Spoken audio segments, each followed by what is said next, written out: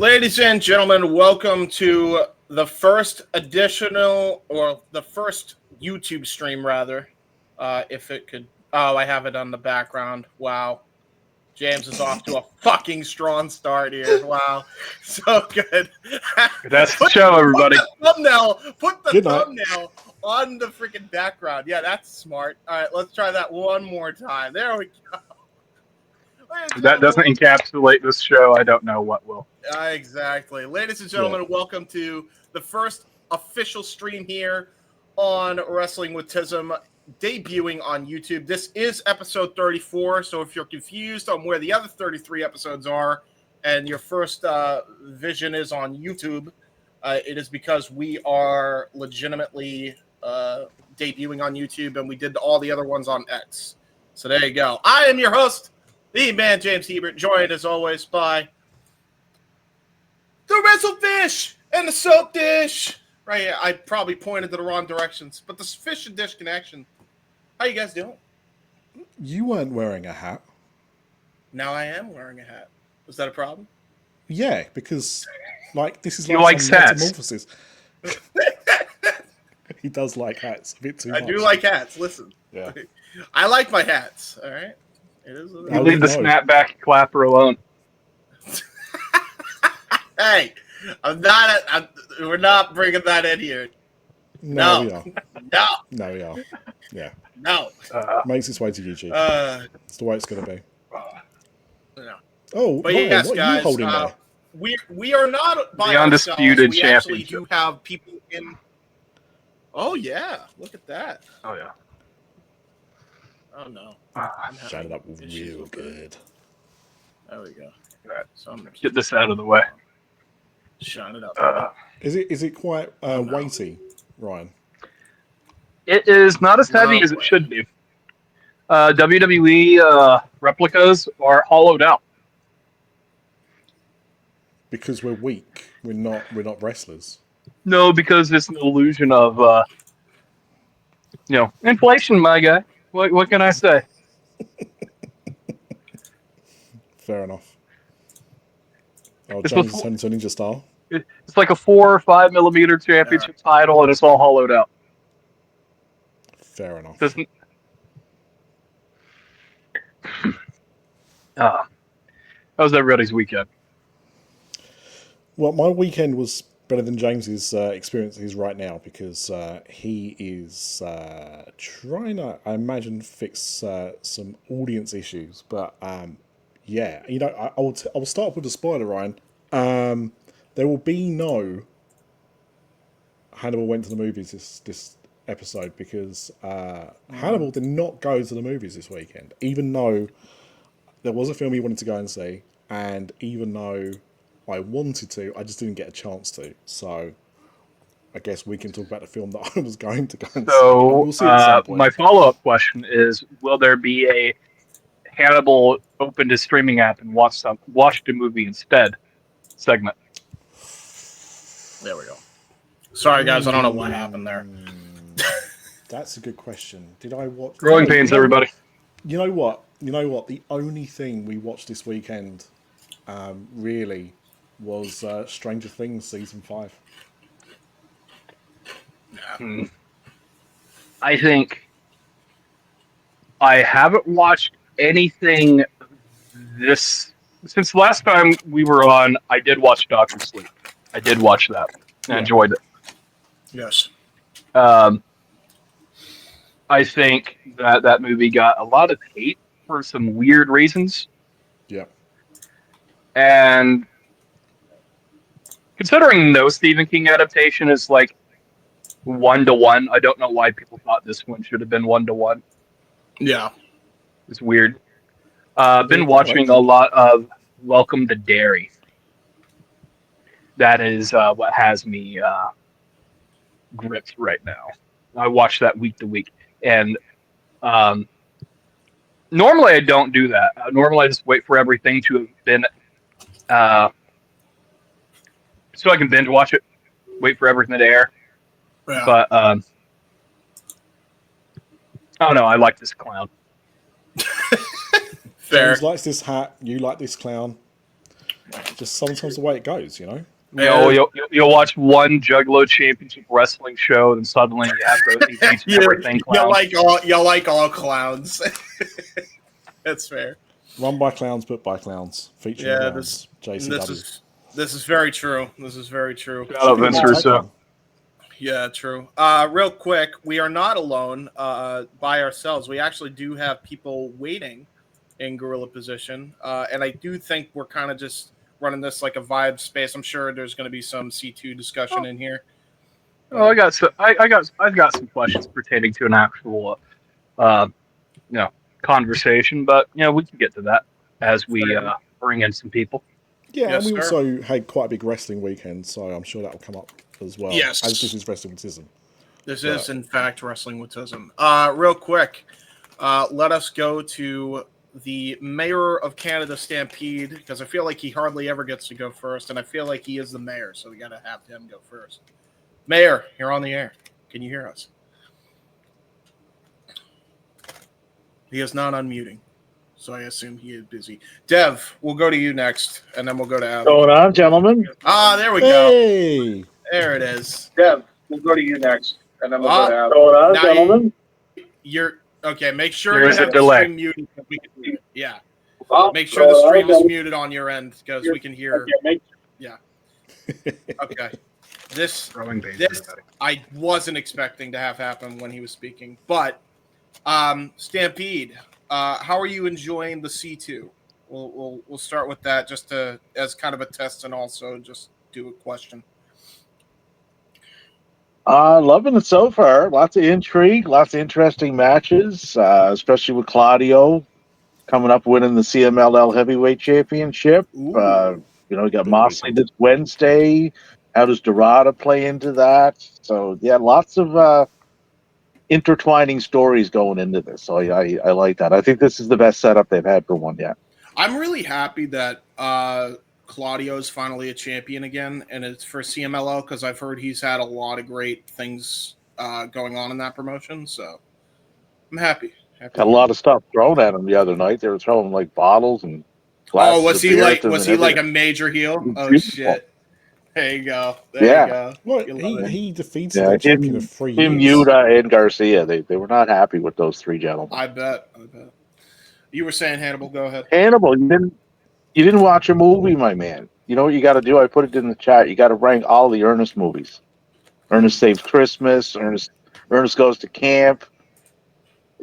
Ernest Scared Stupid. Yeah, he wants to do. He wants that. Stay tuned for that one, folks. I do. I do. I used to think those movies were really funny when I was a kid. I haven't seen one since I was about 7, so that would be an experience. But yeah, thanks, Stampede. But but Claudio, he dethroned the champion of 3 years, right?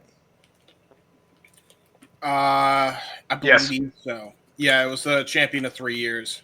I think something like that. Gran Guerrero has been champion since 2022. Oh. So, yeah. Well, there you go. Thank you, everybody, by the way, that is viewing with us. If you want to join us in a discussion, you can wait in the waiting room on the WrestleCollective Discord. We do have 3 people on right now if you want to join in with us. But yeah, fair dues. Put the link in the chat. I did already. I will do that just momentarily, and I will also put it in the chat. Advocate, what are you thinking of the C2 this year? Because I know you got a lot to say about the C2. I know we were talking about it earlier off the air. Well, first I want to say thank you for joining us from the magazine stand, apparently, where you live. Like, what the hell is behind you, Hebert? Listen, what's wrong with my stuff? Listen, I have a collectible. What's the problem? I was GameCube kid. I got my GameCube games there. I love how I get the shit. We don't talk about Ryan having the Power Rangers set up in the back here. Yeah, because you've got magazines. You've got like half a forest behind you. It's not magazines. It's video games. I have them as part of my backdrop. I needed something on my backdrop. Shit. first I thought they were like bootleg DVDs. I was like, well, why didn't you let Hannibal borrow one so he could have seen a movie this weekend? I mean, does he really want to go and watch the history of the WWE Championship right here, predominantly at part of my setup? I'm pretty good, thank you. But to your question, I think that the C2 has been excellent so far. Four great match, or what was it? Yeah, 4 great matches already. And yeah, just a lot more to come. I did my brackets already. I'm excited to see them get absolutely destroyed like they did last year. So that'll be fun to watch. This is fair. This is fair. It was a cracking start. It was a cracking start to the C2. Like It was indeed. Yeah. real grabs. Real graps. Real graps indeed.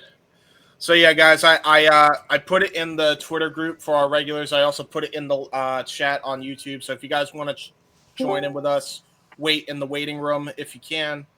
That'd be greatly appreciated. Hello, Slick. Slick gets a bypass. He can immediately come into gorilla position. What's up, brother? What's up, dog? How you doing, man? I'm doing good. If you want to hear Ryan and Hannibal, you have to make sure to hit the watch stream. By the way, that I feel like I'm gonna have to make No, a thing. I'm watching you guys. I of course have to tune in. You guys look great.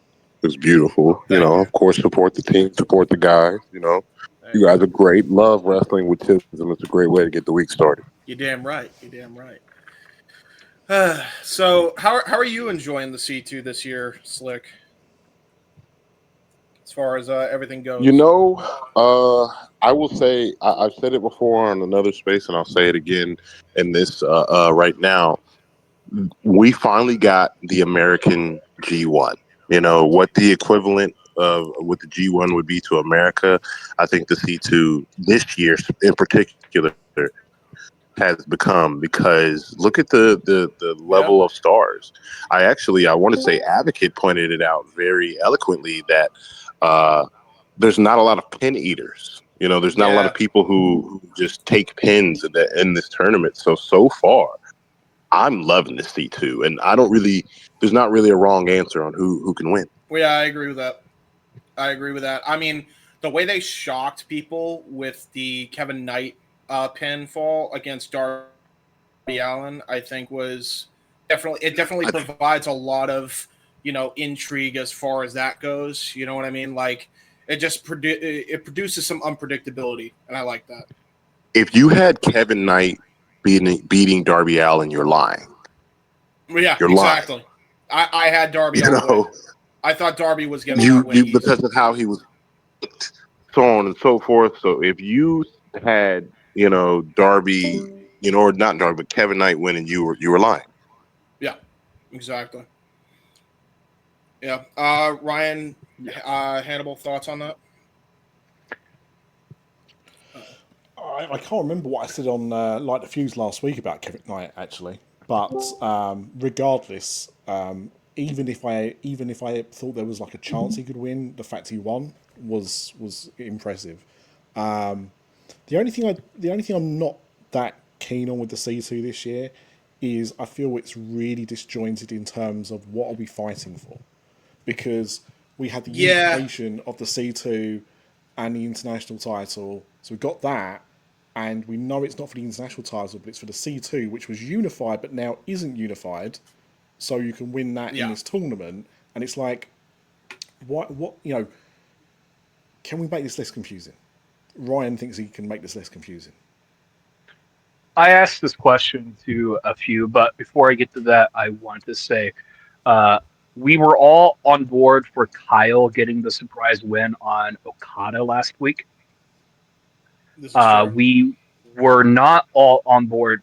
Basically, it was discussed whether or not Kevin Knight could get a win on Darby, but none of us really believed that he could get a win on Darby. Because the likelihood of us getting 2 shock wins in the same night was unlikely. So that is the case. I certainly did not have Kevin Knight going over Darby last week because I had Kyle going over Okada. With that said, someone explained this to me, and I'm not a huge boxing fan, But when two championships are unified in boxing, they are still two singular titles. It's just one That's correct. champion. Yeah, that's And usually that So and so you have like in especially with heavyweight, right? You have like your lineal champion, and then you have each like the WBC, the IBC, yeah, those because those are kind of different organizations, same rules and whatnot, but they have the IBC has its world champion, the WBC has its world champion. Now the title holders of each fight, and now they become the unified champion simply because they're holding both of them. yeah, which is what Tony But Khan based it off. the of. lineages aren't. Yeah, the lineages aren't now all of a sudden merged, unless specifically said like to go back to wrestling, like the universal title. Like when they created that, I believe they combined the lineage of the previous. So, but yes, in boxing, no, that the lineages are separate. Yeah, basically, it's very much an MMA style thing. Yes, please, Advocate. Advocate knows a lot more about this, guys, than I do. About it than probably both. So there's a great example that I thought of is when Felix Trinidad lost he lost one of his belts in a fight. But then he had to vacate the other two belts because he had lost. But that guy didn't win all three belts because he was only fighting for the one, what they call the ABC belts, because there's so many different boxing organizations. Yeah. And they all have names like Slick said, like the WBA, the IBF, the IBC. So typically, unless it's scheduled that you're fighting for all three titles, like for like the unified championship, if somebody loses that belt, like what happened with the C2, it's like, oh, like the belt is vacated until somebody can claim, both the international and the continental crown again. So yeah, I think that like Tony definitely drew a lot of inspiration from boxing for like what he's doing. I think MMA in general. That's why he that's why he always wanted to do MMA doesn't really. MMA doesn't really work that way. Just not to push back too much, but no, yeah, you're right. Get out there and go potty. MMA is very much organizational. So in like boxing, like boxers are much more like akin to like independent contractors, like they say that wrestlers are. Where like you can fight for different organizations, different titles. But what? What, Grumpy? You say, Grumpy? Wait, say it again. Grumpy? Someone's got to go potty. Yeah. It sounds like it could be Grumpy. Could be Grumpy. His name is Grumpy. Oh, crap. I'm sorry, guys. I didn't know I was I'm trying to take the dogs to go. This is why there's a waiting room, Grumpy. God, this is the most Wrestling with Tism moment. God, this is why I love this show. Yeah, absolutely. If only they weren't dogs and there was a toilet flush, How's everybody doing? Good, Can't stand that dude. Oh my god. Anyway, trying to piss on our podcast. But yeah, what I was saying was in UFC, the organizations are more like pro wrestling companies. Yeah. So it's like when somebody loses their title, they'll just vacate the title, or they go to a different company. They'll just vacate the title and put it on somebody else. Like that person doesn't carry the championship with them. When like, say if they left like UFC to go fight for PFL, like they just vacate the title and put it on somebody else. Like, even though that person is still the lineal champion, which is like why they say in boxing, like that's the one that matters the most, is being the lineal champion. I get it. I understand it. The problem is that when you are bringing something from another sport, even if it's another combat sport, if you're using that as your barometer and you're bringing that in to wrestling, explain it, because that's all fine. I think the only thing anyone wanted was a clear explanation of what had happened, because we were told a few months ago a title was unified, and in wrestling, when we've seen titles unified, what happens? They merge into one, they disappear. They don't get split up 2 months later. So, a simple explanation. It's a small nitpick, admittedly.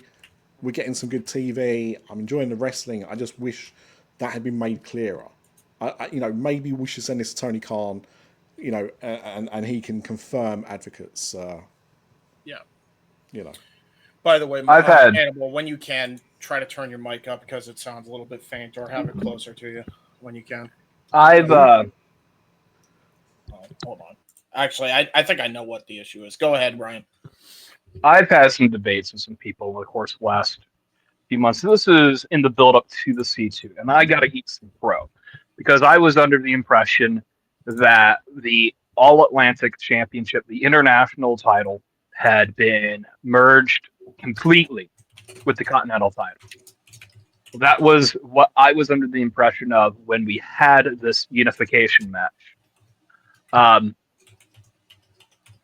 That became less apparent. Tony confirmed a long time ago. This was in the media scrum from All In, right? That the titles weren't going anywhere, or the media call ahead of All In, that the international title was not being retired at all, right? And none of us really understood why. And I had pushed back against this idea. And not, comparisons thief of joy. I really should not use WWE or any other wrestling company as the barometer for how I measure things, right? But Cody Rhodes won the Universal Championship from Roman Reigns at WrestleMania 40. Correct? Yes. Incorrect. Actually, no, James, it was a trick. It was a trick question. It was a trick question. Despite them calling him the undisputed Universal Champion, he held it for a year. They called him that for a year when he lost to John Cena earlier this calendar year. Yeah. John Cena did not suddenly become a Universal Champion. He did not become an 18-time world champion. He became a 17-time world champion. And subsequently, they let him carry the belt. They let Cody Rhodes carry the Universal title for a year, only to retroactively strip him of that championship win. So is what it is. So I assumed that, yeah, there's an international champion, there's the continental champion. I assumed that whenever Okada would have lost this championship, the unified title belt, that we were no longer going to acknowledge the existence of the C2 championship title and the international All Atlantic title. Now, what makes this confusing is we just invoked the image of the NWA National Championship with the AEW National title. We are starting to get very similarly named championships in this company. It might be time to look at the international title and be like, you're the All Atlantic title again. Because if they just didn't mention it and brought it back as the All Atlantic title, the only people have been going, hey, wait a minute, wasn't that this? None of us, the only people who care about it are the really autistic wrestling fans who are sticklers for attention. You know? Ryan, can I just say as well, you said about you didn't want to measure things against WWE. So I've got to ask the question, like, if somebody asks how far you are from the nearest Taco Bell, do you say, oh, I'm about 105 Cody Rhodes, or how do you measure stuff? Okay. So WWE is a genre of professional wrestling. They do not get to make the rules for professional wrestling. You know, no. Cody Rhodes is the guy who said this a long time ago, that WWE doesn't control professional wrestling anymore because of the existence of AEW. That their paradigm, their narrative, that this is the only place that matters. Everything else doesn't matter. Yep. Doesn't work anymore because that was all PR. That was all propaganda. That is all very WWE. So just because WWE does something a certain way does not mean that that's how AEW should do it, if you know what I'm saying. If you grasp what I'm saying. Agree with that. I agree. I think the problem is, though, is that when you have something that's the industry leader for so long, I think that just becomes how it's seen anyway. Whether that's right or wrong, it's a mute point. But I think that is kind of the problem. And again, that kind of goes back to what I was saying about the C2 here. Because again, we're used to how other wrestling companies do it. If you want to do something different, that's great as long as that's clearly defined. And I don't think that's been clearly defined. But anyway. No, I agree with that. Let us go to another caller. We'll go to Abel, another regular of ours here. You're on the air, good sir. How you doing? Welcome, Abel. Welcome, Abel. How are you? Abel, you can unmute, by the way, if you want. Abel? All right. Technical difficulties of doing this. Yeah, technical difficulties of doing this. All right, we'll go to Tay then. We'll go to Tay, who's become a new-ish, but also regular member of our little clique here. So what's up, Tay? Oh, not much. I just got home from work. Well, actually, I just got home from the dentist, but figured I'd pop in and say hi here. Yeah. At least, okay, so the dentist part, at least it was just a cleaning. I didn't have to actually get, like, work done on my teeth, so. There you go. Better than that. No. So what are you thinking of the C2 this year? I think it's pretty good so far. I did miss a couple matches because I was not home. So I will have to go back. I think I missed and I missed Kevin Knight and Darby, but obviously I knew what happened. And then I missed the ones on Collision because I was I think that was Thanksgiving, so I was doing stuff. So No. But from what clips I've seen, what I've seen backstage, like promos and stuff like that, I've enjoyed it. I'm looking forward to what the league finals and the final match is going to be, since I will see those in person. Okay. So. Because you're going to World's End, aren't you? World's End, yeah. Yes, I am. There you go. Have a good time. We're definitely gonna have it. We're definitely gonna have you on with us to go over the experience. We did that. We're gonna be doing that with Ryan, I'm sure, next week on Tism, his experience at Dynamite. This is my show. This is your show. This is a Hannibal show. Everyone's going to hear my experience no matter what. I mean, no shit. But we are going to hear her experience. Yes. Indeed. Yeah. We also heard Lady Winter Soldier's experience on, going to Full Gear or not Full Gear, but I think it was Blood and Guts she went to. It was Blood and Guts, wasn't it? Yeah, it was Blood and Guts.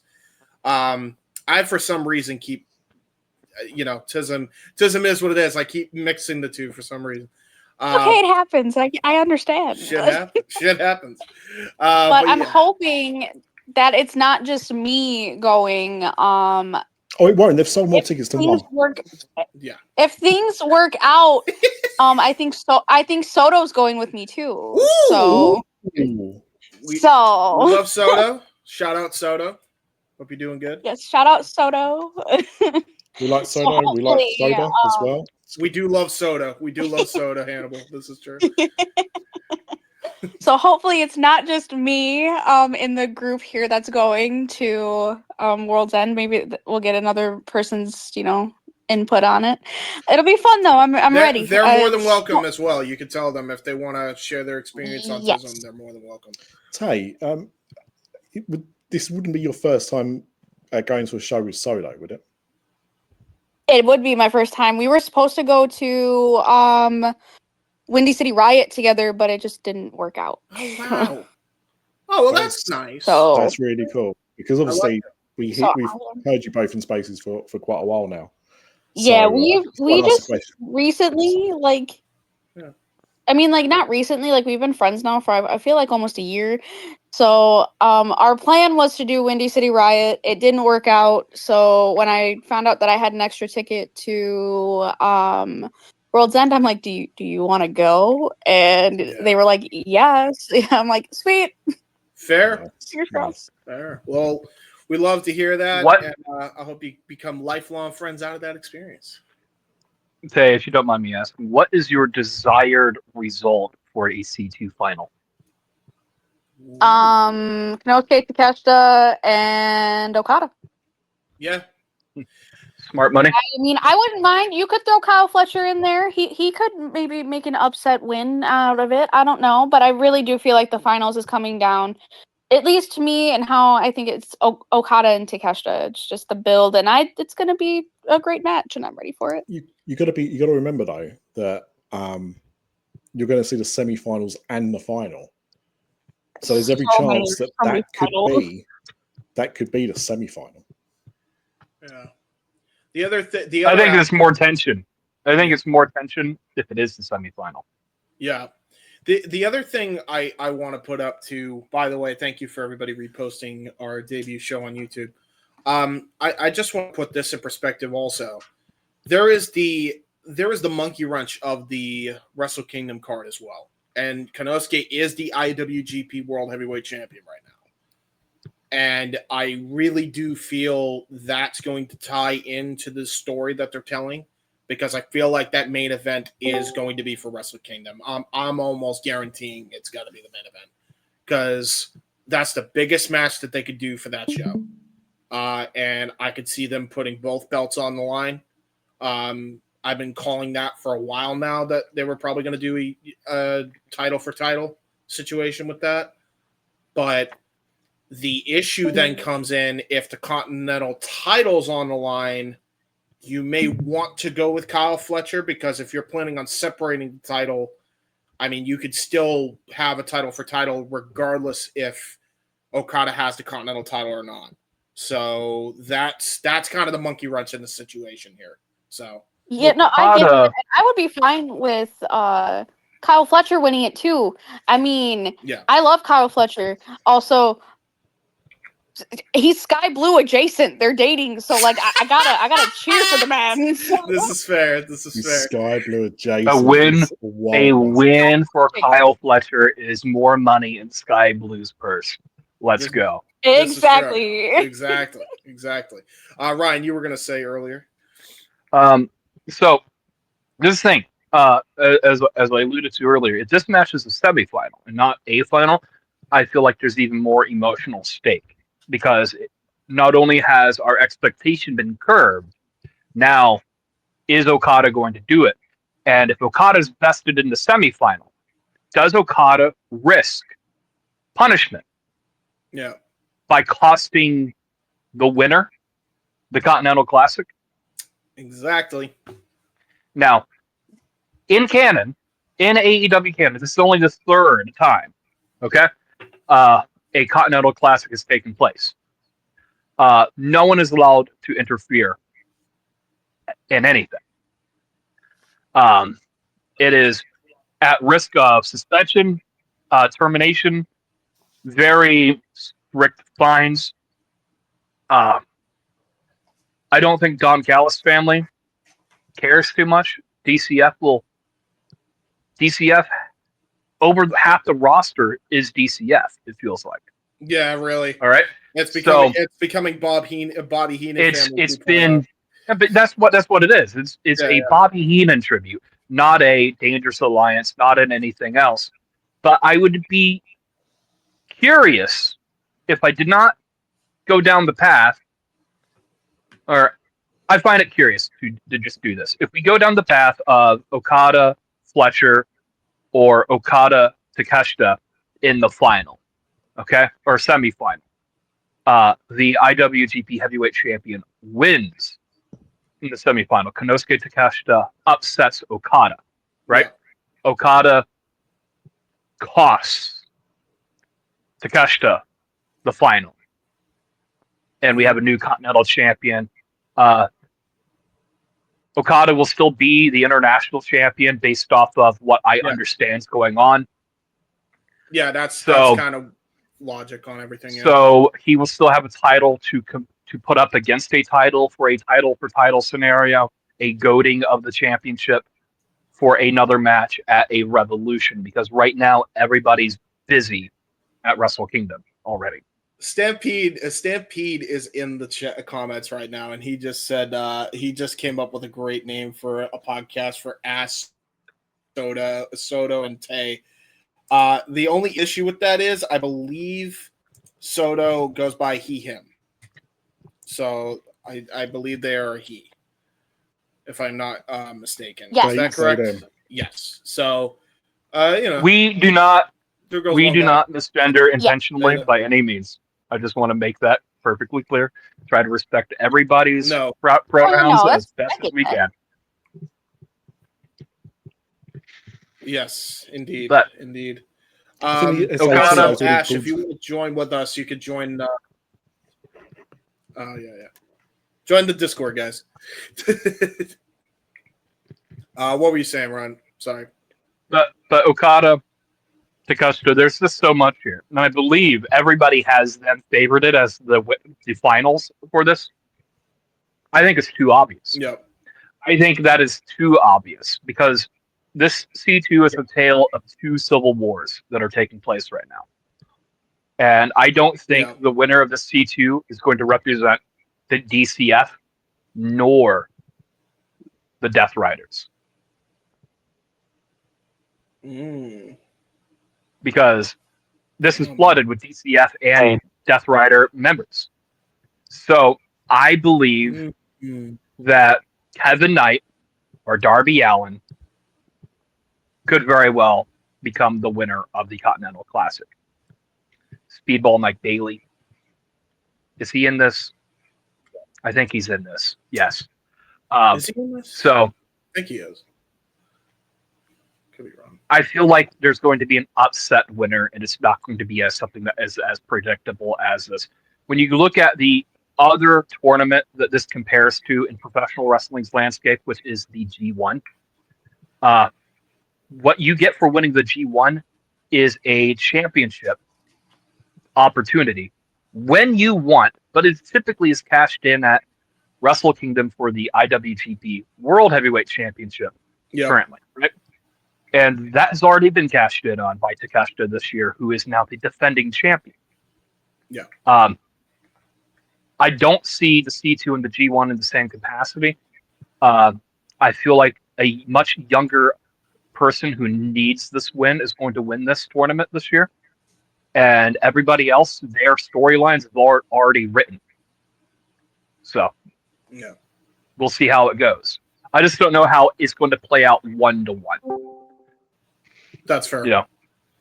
That is very fair. Hannibal, you wanted to say something real quick, and then we'll go to the call. No, move on. All right, fair. Let's go to. We're gonna try Abel one more time. Abel, are you back, brother? Are you with us? Abel, you can unmute, by the way. Hello. Hello, my friend. Can you hear me? There he is. Hey, everyone. I hope everyone is good. This is like the first time we're trying Tism here, to my knowledge. Yes. Hope everybody's well. Thank you, brother.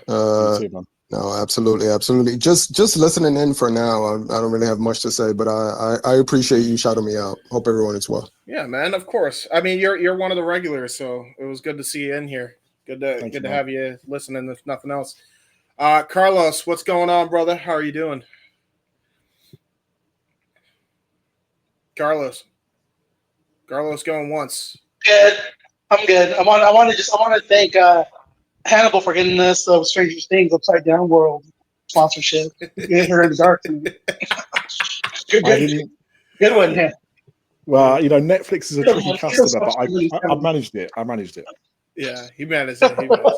By the way, I assume you're watching the stream also, Carlos, when you got on here, right? So you can hear him.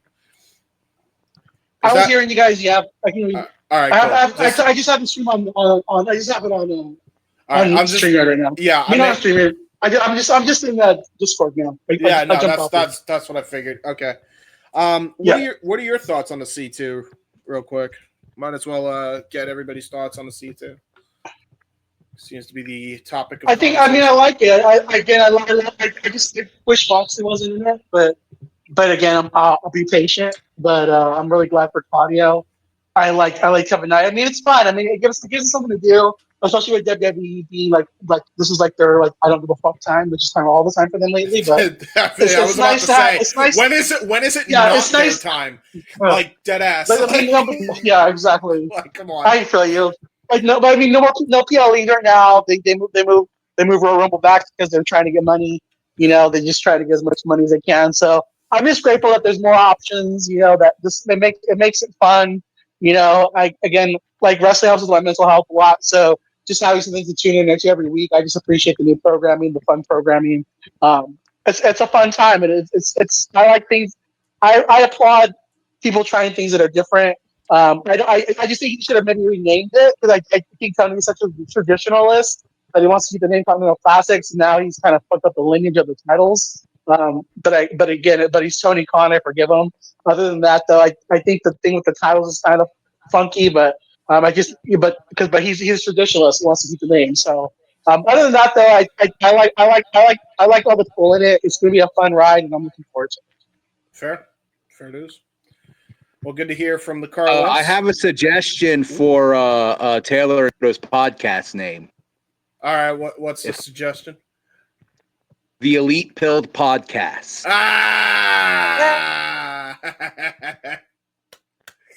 Yep. I got one. Oh, Dev got one. Okay, Dev, go ahead. Between Tay Ferns. Jesus Christ. Oh, I got it. That's pretty good. That's pretty good. Yeah. Fair play, Dev. Fair play. That is pretty good. I'm not gonna lie. That's pretty good. That's pretty good. Let's go to Grumpy real quick. Grumpy, what do you think of the C2 this year? If you can hear us, and have your dogs finished going to the toilet? And yes, have your dogs finish going to the toilet. Yes, all the toileting has been had. They took their sweet ass time, and it's raining, and it's 30-something degrees outside, so it was not fun. Jesus, I'm sure it wasn't. But forgive me, I'm in the middle of preparing dinner. What was the question? What do you? I just heard my name, and I'm like, yeah, be listening. What do you think of the C2 this year? Man, the field is crazy. There's like you could fantasy book this out any number of ways. Personally, this year, I mean, I think Claudio. They made a point to say this is Claudio's third year in it. He's competed in it every year, right? I think, pretty sure. Yeah. I would love to see Claudio run away with it. And yeah, I'm not sure what kind of implications that would have for the Death Riders, but I would love to see Claudio run away with it and get a major singles title in the company. To my knowledge, he hasn't held a title in. Has he? He hasn't held a AEW singles championship, but he has been the Ring of Honor World Champion. Yeah. I think a big gold belt would look great around Claudio's waist. Just on that, I saw somebody the other day say, Claudio won the Ring of Honor title. Not that anyone would remember that anyway. And I'm like, he won it in his debut match. Yeah. How could you forget that? Yeah. Well, you have Eddie was great too. So yeah. But as far as like an AEW title, all he's had is the trios, which now shame on me for forgetting that, but he did have the Ring of Honor and title, didn't he? Yeah, but we're just talking about like AEW main. Yeah. I think it's just been trios, yeah. The trios. From a legal standpoint, Ring of Honor. I mean, they're still and the AEW ones are gold, so Grumpy, there's kind of a hierarchy there. Grumpy's Grumpy. Ryan's trying to say something. Dev's rubbing off on you. You're trying to. It's fine. Dev is running off on you. It's fine. It's the first show. We'll be all right. Ryan, as it should.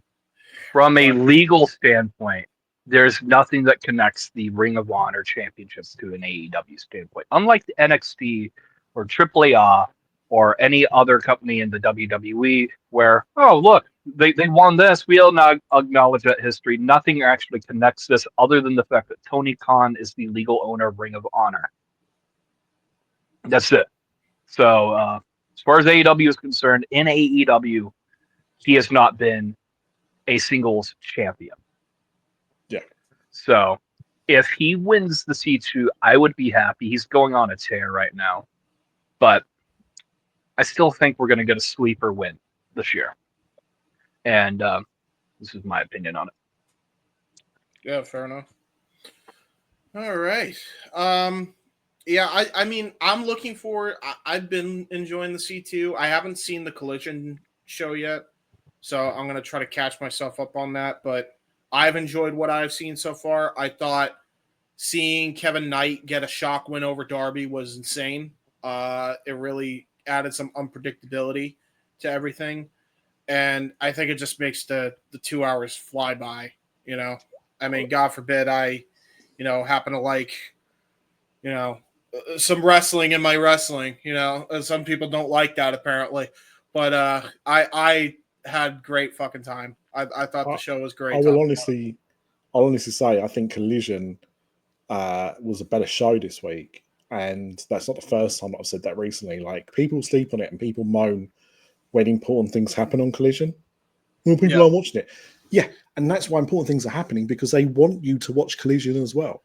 And that's not. I'm not having a pop at you there, James. Obviously, I'm just saying, like, people moan that there's no reason to watch Collision, and they do stuff on Collision that you need to watch, and then people moan that they did something on Collision that you were supposed to watch. It's just a tale as old as time. There's nothing going on in Collision. Yeah, nothing happens on Collision. Yes, there's plenty of shit that happened, actually. Actually, some of the best matches from last year's C2 happened on Collision. Mm-hmm. Shelton Benjamin and Daniel Garcia ring any bells, anybody? Just saying. It rang a bell twice. But yeah. So yeah. I think we just went about. We got everybody's thoughts on that. I think, unless Ryan, you didn't give your thoughts. I think we went around the horn, did we? Except Dev. Yeah. I think Dev is yet to go. You Dev is didn't about ask to for give my us the thoughts. most. Yeah, we got. Dev is about to give us the most death-pilled C2 thought humanly possible. All right. What do you got? What do you got? Dev somewhere yeeting in the I got background. Darby taking it home. It's insane. It's insane. Insane. At least he kept it on point, to be fair. You got Darby winning, huh? You got Darby taking the whole thing? Dev, how many I found out he times was entering him, I knew he was going to win it. How many times in the middle of this tournament is Darby Allin going to stop and perform his entrance a second time during the course of the tournament? Hopefully 3. That depends on how many coffin drops off the ceiling he does, because you can't do that once and only, you got to have 2 coffin drops off the ceiling if you're gonna, have music twice. You got to one up the other side. Yeah, it's a fair point. Yeah, true. It's a fair point. Yes, sir. So do we have to talk about Saturday? Because I mean, I don't know if there's anyone in the chat that wants to talk about Saturday, but I mean, if people want to talk about Saturday, you're more than welcome to. I had a great Saturday. I don't know what you guys are talking about. I didn't have to worry about watching anything. Yeah, me neither, sat man. back, relaxed. I went to Walmart, picked up some games. Saturday. Yeah, we know we can't ask you. We know we can ask you, Dev. Something that I saw about Saturday. Yes, go for it, Abel. So everyone's talking about Jey Uso and him cheating. I can't say it. Him cheating in the middle of a War Games match, and they want to compare it. Fucking Ryan. They want to compare it to some people online are using the comparison of AEW Anarchy in the Arena at Double or Nothing, where they played, I think it was Mumbop and Let the Bodies Hit the Floor in the middle of Anarchy in the Arena. That's their comparison. Come on. What do you guys think? Do you think it's fair comparison, or do you think it's like it's nothing? No, of course it's not.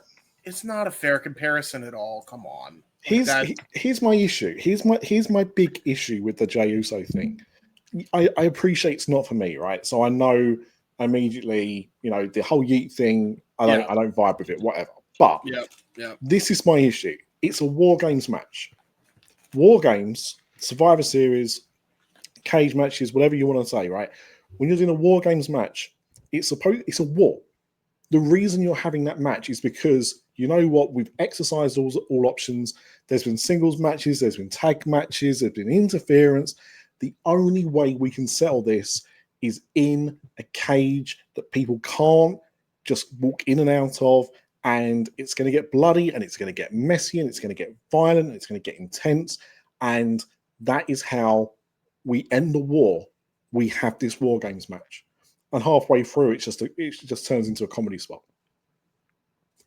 That's my big issue with it, is the fact that, and look, I will say this as well, Blood and Guts and War Games Survivor Series, I think the lead up to both, the build to all of those matches was lackluster for the most part.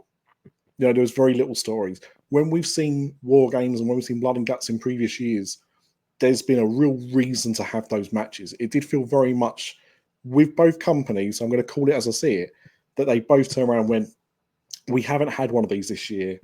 We know people like these matches, so let's get about sorting that out. So I appreciate that, you know, especially the one we had on Saturday, you know, the feud didn't really warrant it. And so it wasn't the same kind of war aspect, you know, the end of all things that it normally would be. Yeah. It's still a War Games match. Treat it like a War Games match. Exactly. Don't throw your comedy in there. Yeah. Ryan, go ahead. So this is one of those things where I don't know what Grifter said this. You gotta make the gimmick work for you, not work for the gimmick. I don't know, Bully Ray something or other. WWE, AEW is in this position where WWE more so than AEW. I find this to be accurate because if it's a Blood and Guts themed Dynamite, then of course you're going to get a Blood and Guts themed show, right? You're not guaranteed to get a steel cage match. You're not guaranteed to get a Anarchy in the Arena or a stadium. If we are doing a stadium show, you are getting Stadium Stampede. Okay, that will happen. All right, but it's not necessarily confirmed to happen at every single one of those because you can sacrifice or substitute a Stadium Stampede for an Anarchy in the Arena or otherwise. Okay, WWE, I don't know, in about 2008, started doing themed pay-per-views and started sacrificing all build up the story to those pay-per-views and just doing the matches for the sake of doing the match and getting it out of the way. WWE had Fatal 4-Way. WWE had a submission or I Quit themed pay-per-view called Breaking Point. Man, I'm digging out of the well for that one. TLC. What was Great Balls of Fire again? Great Balls of Fire was, weirdly enough, not a themed pay-per-view. It was just a really stupid name. But I digress. You should set your opponent's balls on fire. Okay, like we there should have been absolutely a Ring of Fire match on the Great Balls of Fire pay-per-view. Okay, thematically because of how they named their events and how they push their events through. I'm not a fan of it. It's taken away the Hell in a Cell. They did Hell in a Cell for years, and and it lost all meaning to the point where even now, when I see one, it's lost its meaning because you want to know what we do now? You know what we do with Hell in a Cell now? We do it at Bad Blood now. Yeah. Okay? Which traditionally, there always was a Hell in a Cell match at the Bad Blood in your houses. Fun fact, do you guys know how long it was between the first Hell in a Cell match and the second Hell in a Cell match? Yeah, I can tell you that. It would have been about 8 months, 7-8 months. You could have been conceived at Hell in a Cell at Bad Blood in your house, 97. Yeah. And been premature birth by the point in time the second one came around and saw that. Okay? My point is this, right? You need to let events breathe. You need to have matches breathe. You need to have proper build to them. I do think the build to Blood and Guts this year felt rather forced. I felt the natural build for Blood and Guts this year built to that lights out steel cage match at Forbidden Door. Did that happen at Forbidden Door? Yeah. Yes. Yep. So, like, I did not feel we needed it. But at the promise, like, AEW lost on the build to this match. But on the delivery on something that was not promised, basically, they delivered everything.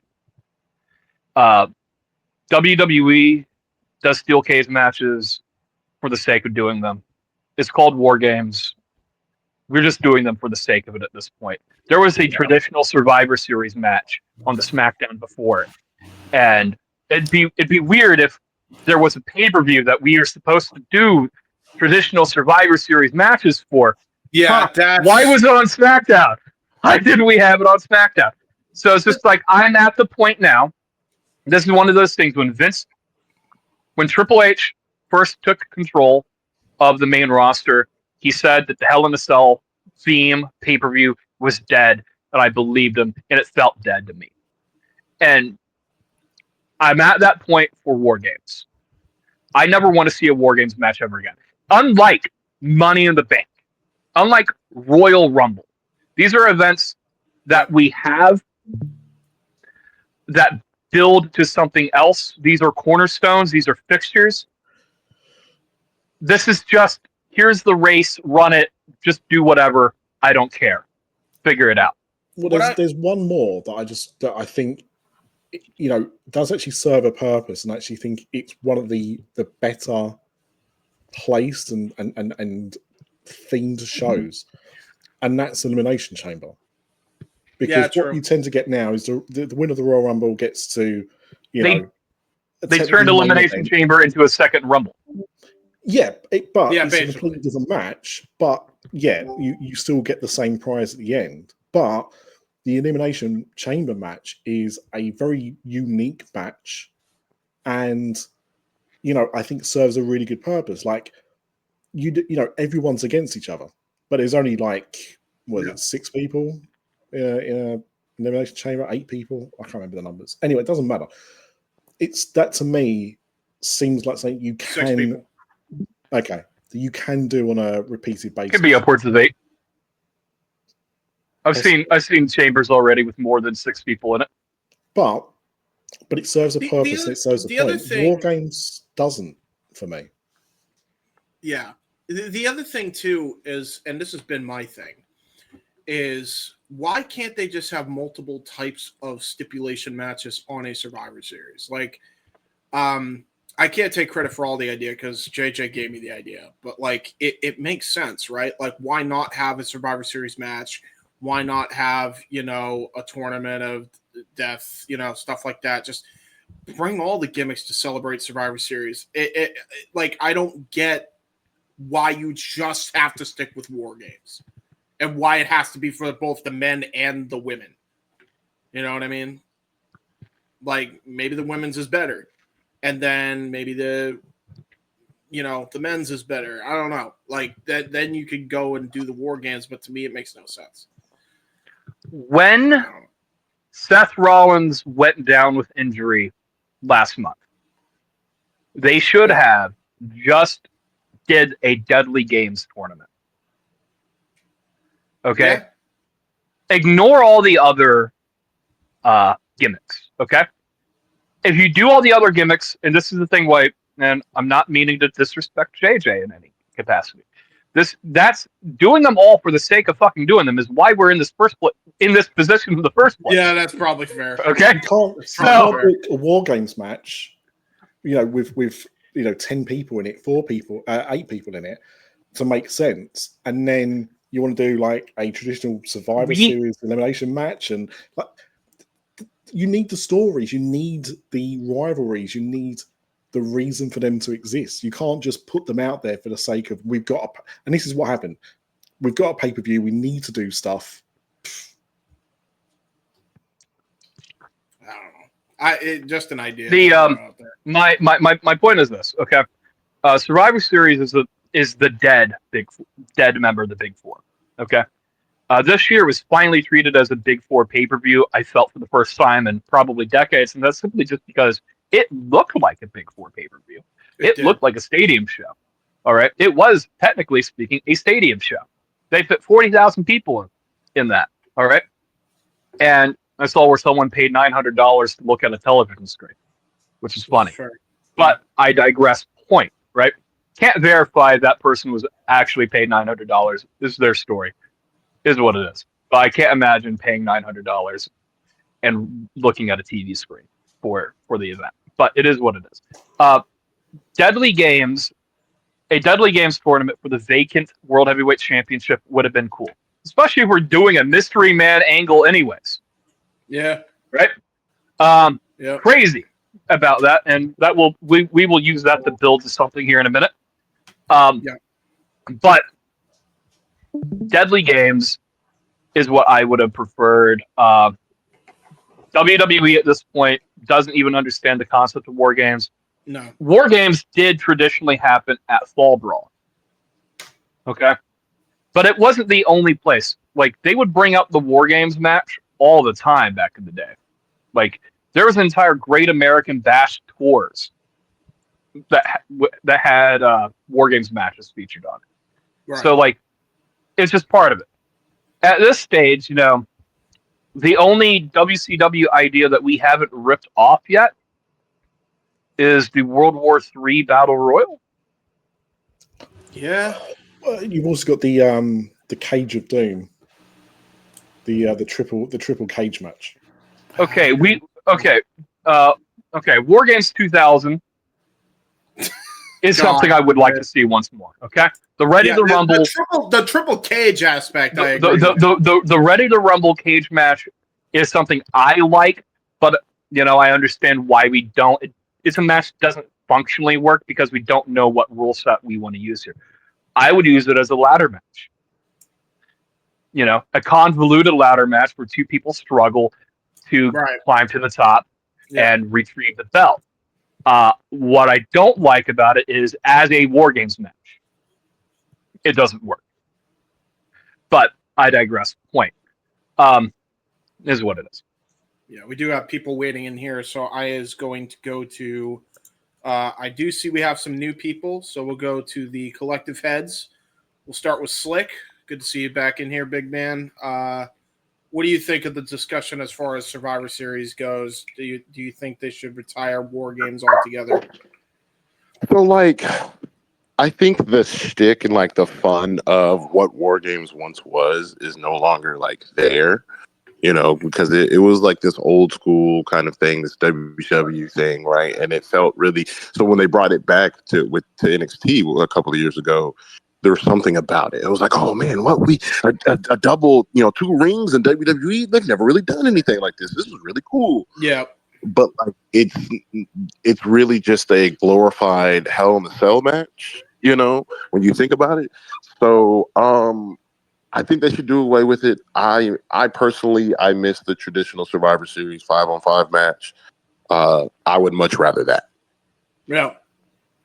I think if they do it at a Survivor Series, it shouldn't just be specifically for Survivor Series. No, I think if anything, I think if you're going to do that's the thing.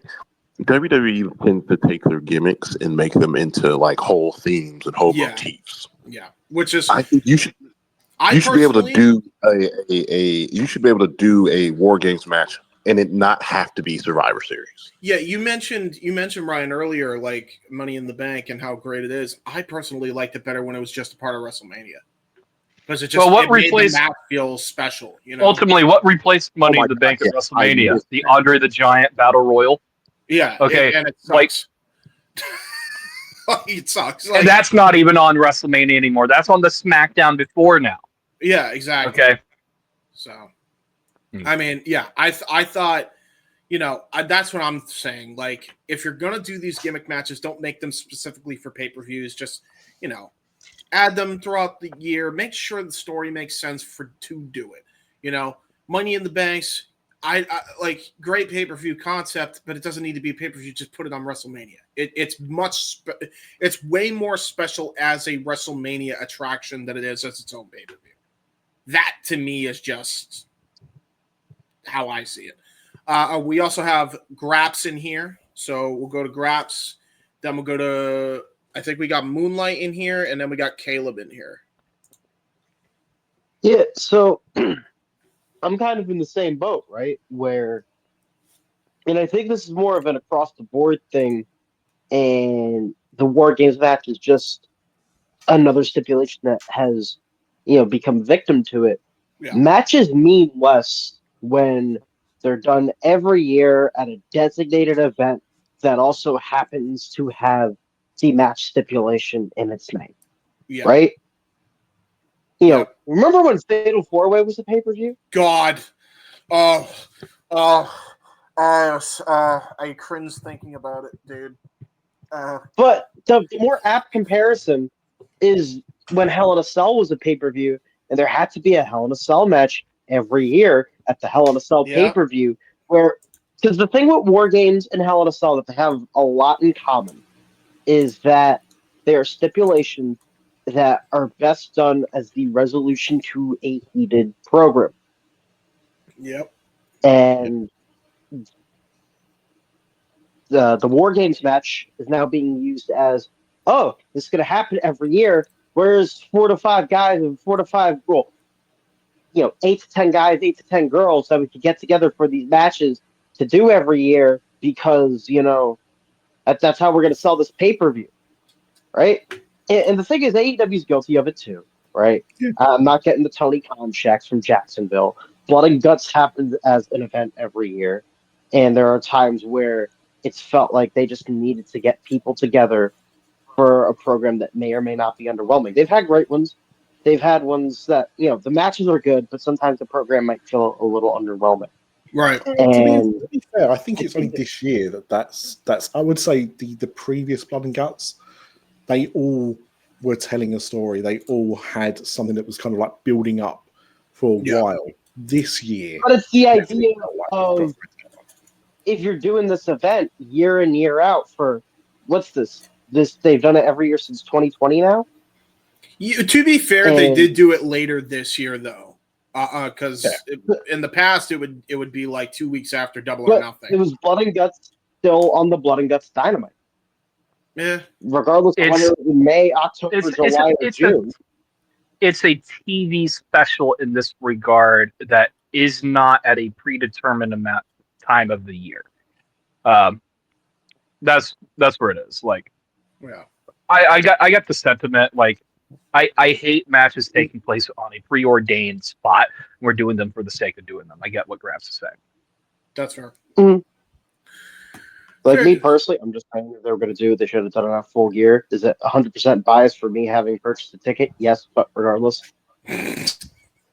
I think, in my opinion, they should have just did Blood and Guts at Forbidden Door, where they had a Blood and Guts match without calling it a Blood and Guts match. Yeah. They just did it with one ring and one really big cage.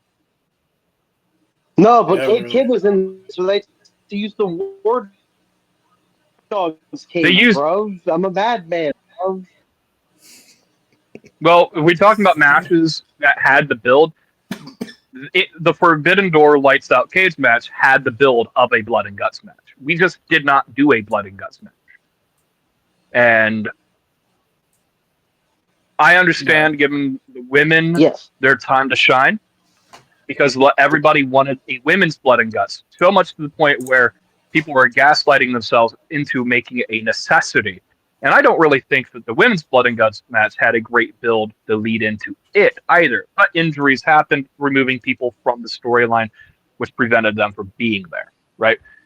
But ultimately, it just is what it is, man. The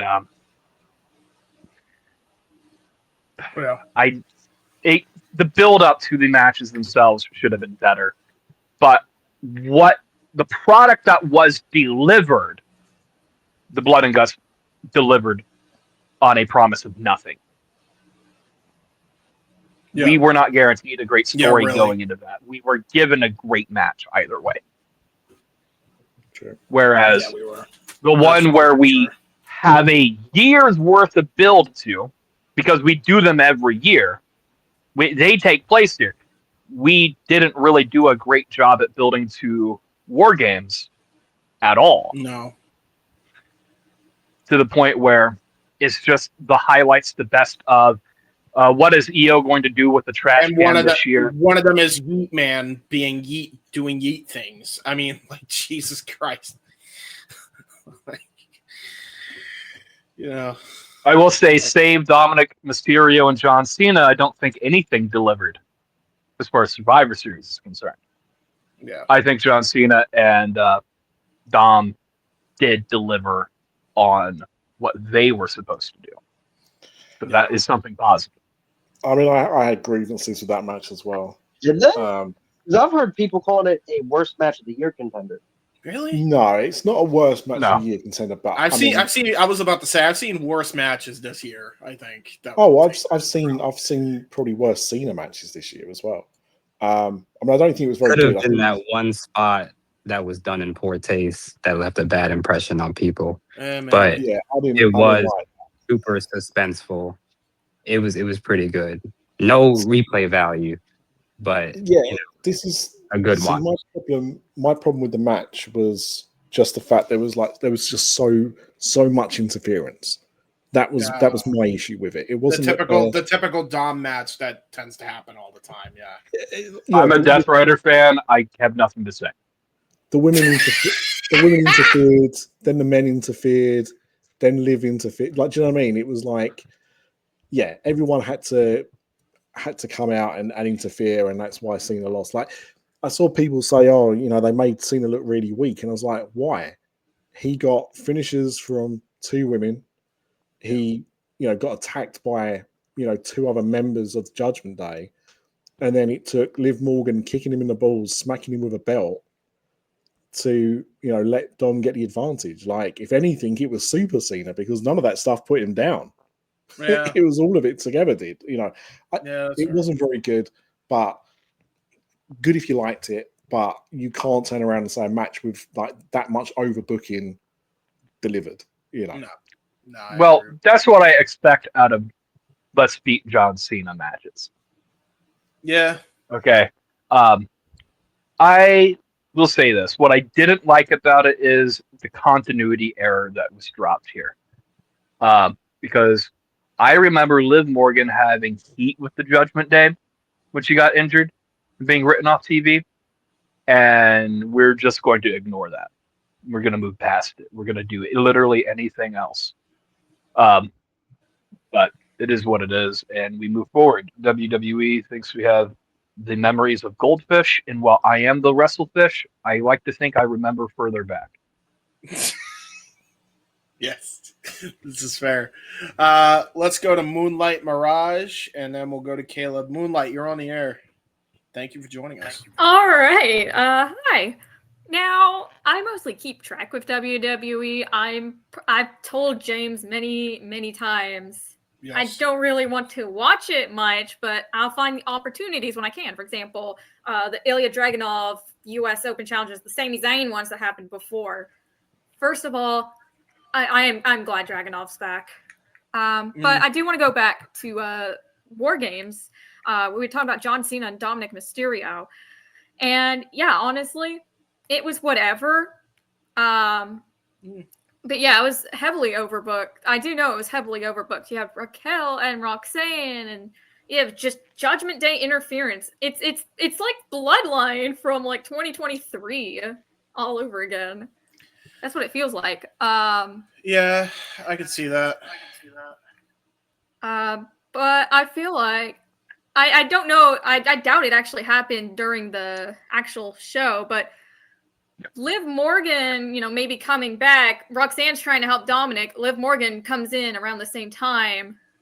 And yeah, Dominic gets his IC Intercontinental title back. But now you also can have a stare down between Liv and Roxanne. Because I know Roxanne is the one that Liv really doesn't like. Even Raquel, I even remember Raquel. I thought Raquel hesitant. Well, Raquel liked her, didn't she?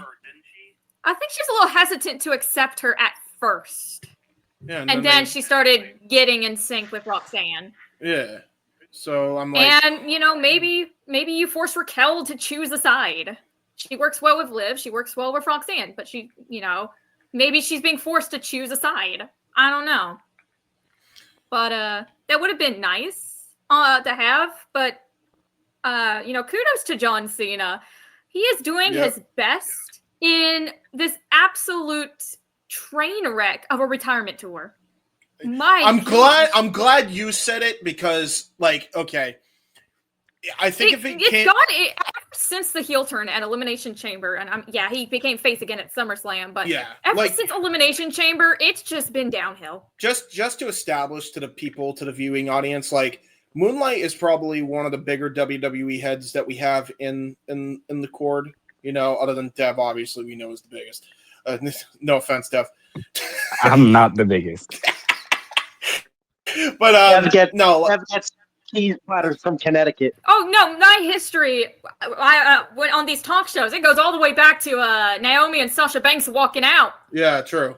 That's fair. Like, and I know, like, as in, like, you watch the product more than we do. So I feel like if we, said that, I feel like there would be a bias there. But the fact that you said that Cena's run has been fucking fumbled, like, I'm glad you said it and not us, because I feel like it just comes off as biased if we say it. But I feel like how many times have we said that, Ryan, that this has been bungled at this point?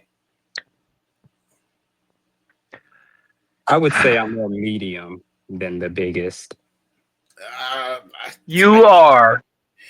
I just want to take this before we pass it back off to Moonlight here. I was not a WWE hater in February. Right. I was not a WWE hater this year until about WrestleMania. This is when my goodwill for Paul Levesque in the creative chair was completely burned out. And it's not because of anything, really, but John Cena, you have the biggest heel turn since Hogan. Yes. And everybody will go to blame The Rock for how bad this run was done, because The Rock interfered. The Rock inserted himself into this creative plan. Mind you, The Rock was the one who actually came up with the fucking heel turn with Brian Gewirtz. And it was one of the best run things. Or was that him? Stop. Time out. Hold up. Was that Ron? I thought Hold up. Rock did not say, let's turn John Cena heel. That's true. Triple H did. Triple H said, let's turn John Cena heel. Rock's idea was, Cody Rhodes, I want you to turn heel.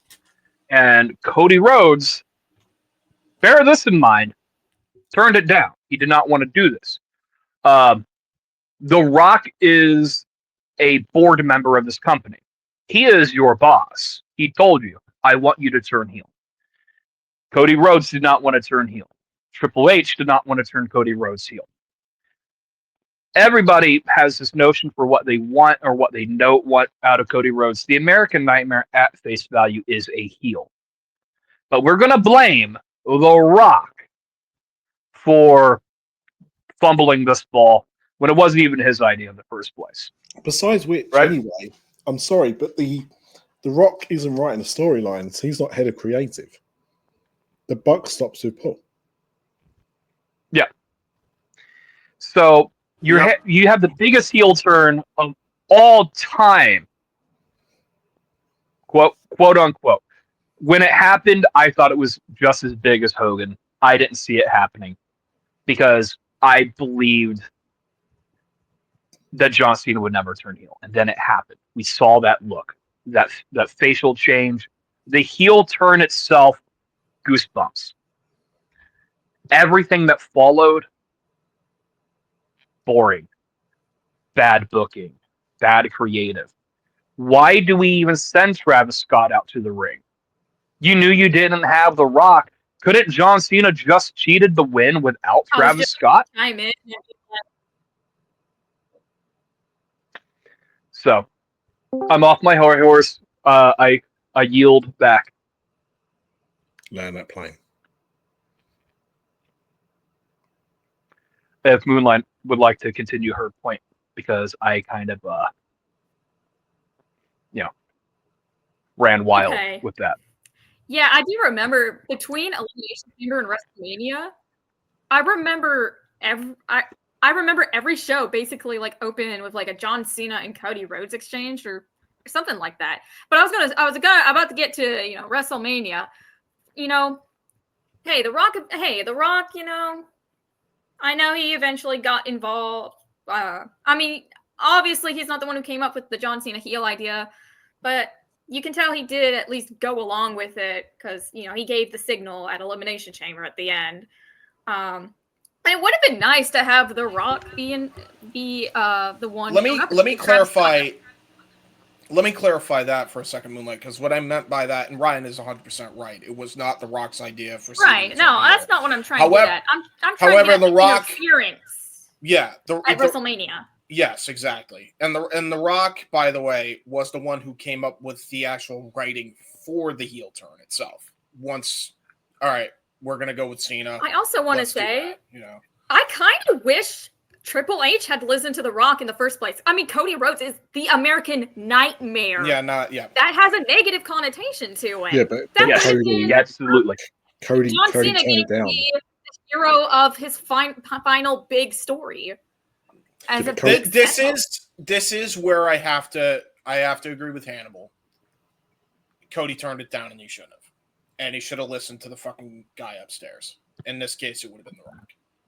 And I'm a Cody fan, and I can admit that, by the way. But also the other thing as well with The Rock, you got to remember the reason why he was at Elimination Chamber in the first place is because they asked him to be at Elimination Chamber. Like that show was not selling well.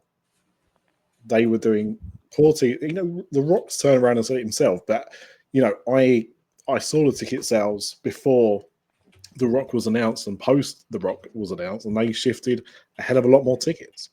They asked him to be on that show, so therefore he had to be involved in that show, and that's what they did. The fact that they knew The Rock wasn't going to be available to do Mania, that he wasn't going to be able to do stuff past Elimination Chamber in any great capacity, that again, that's on them. Yep. So I didn't actually pay attention to like the bad sales and having to need to get The Rock invite actually to show up at Elimination Chamber, and then he wouldn't be available. I actually didn't really know too much about that part. To be fair though, that story also came from The Rock. So it's not even just like, oh, if you like, because I don't like paying attention to ticket sales. I was just aware of it. But The Rock actually, it was on Logan Paul show. No, Pat McAfee. I knew it was a blonde haired tosser that I don't like. But The Rock was on that show. And he actually, the irony of that was he wasn't at Mania, but he was on Pat McAfee's show on the Tuesday after Mania. And he told that story. And if I remember correctly, it was Ari Emanuel who called The Rock and said, "We need you to be at Elimination Chamber." Yes. Yeah, that was Ari Emanuel call. Graps, you wanted to jump in and talk about I also had one more thing I wanted to talk about. Yeah, we'll get back to you, Moonlight. Just I wanted to let Graps interject real quick. Go ahead, Graps, and then we'll go back to Moonlight. There was one little nugget in this conversation that I forget who it was dropped, and it was the idea that Cody Rhodes needed to turn heel. And I could not disagree more. Really? I think, yes, because you look at the landscape of that roster, who slots in as your number one full-time babyface? Full-time. Oh, yeah. No, that is the issue. I know. Before I feel like I know who it would be. It's the man who just ran back his entrance in the middle of War Games. The man who wants to be known as, I'm not just an entrance. Yeah. That's your top babyface that has to work with the top heels. Because Roman's only there for what, four big shows? If that. And You saw how fans were feeling towards the end of that reign with his lack of full-time availability. And it's already a heel-heavy roster to begin with. Yeah. So why would you jeopardize the guy who probably sells the most merchandise, is probably the most liked guy among their general audience at that time, that's going to be there week in, week out for however many years? Ryan, you wouldn't jeopardize that.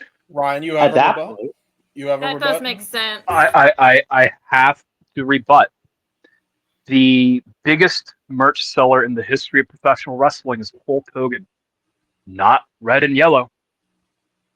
True. People want baby faces, people want heroes, but people need villains. And the American Nightmare, But top also to look at bottom, the WCW roster. It was set up to counter a heel Hogan. That's also fair. You had baby faces that could step up, that were great with merchandise, great with the in-ring, good with promos. WWE was not set up for a Cody heel turn. That's fair. That's fair. I could see it either way. whose fault is that? Time out. Whose fault is that? That's Hunter's. Never said it wasn't his, but So if you had turned him heel in that landscape, it would have made the problems worse. He is. It'd still be Hunter's. It would still be Hunter's. Yeah, you're not wrong. You're not wrong. I tend to agree with that. So it was better to be safe than sorry is basically what Grabs is saying. Moonlight, real quick. Okay. Ask your question, and then we got to land that plane so we can go to Caleb. Okay. Last thing I want to talk about here, John Cena's Time Is Now tournament. Because what is going on with this tournament? This tournament. Why? God First damn. First of all, why are semifinalists Jey Uso, LA Knight, Solo Sikoa, and Gunther? Second of all, why is there only one guy from NXT and he lost in the first round? Like, kudos to Javon Evans. But you have Ricky Saints, Ethan Page, Miles Bourne, Noam Dar, Obafemi. You even have Jackson Drake over there from Evolve. He's pretty big. Austin Theory on the main roster. You could do more with him. Grayson Waller. Hey, Mello was in the bracket. Major sneak. Too, but major sneak. Yeah. John Cena, I've heard one of John Cena's wishes was to be able to put a young talent over in his final match. Well, to be fair, Gunther is under 40, so technically, in today's landscape, he's a young whippersnapper. So, I don't mind Gunther winning this tournament, but I still would have appreciated someone that was on the younger side, someone that was very up and coming or still very young. Again, I hear it, Moonlight. We got to land that plane, but I do. Also, one more thing. Wait. The Miz should not have been slotted against LA Knight. No, Moonlight. We got to move on. I'm sorry. Sorry. I got to move on to the next person. I'm sorry. No, you're fine. I agree with you, though. God, this tournament's been handled like a bag of dicks. It's the entire last year has been handled horribly. Yeah, it's not been great. And besides which, some people would like a bag of dicks. Don't turn around and compare it. That's fair. Yeah. I apologize to the people who would like a bag of dicks. Yeah. 40 is the new 20, you guys. Don't forget that. yeah, exactly. Them. All right, Paul. Was that my cue? I'm sorry about this.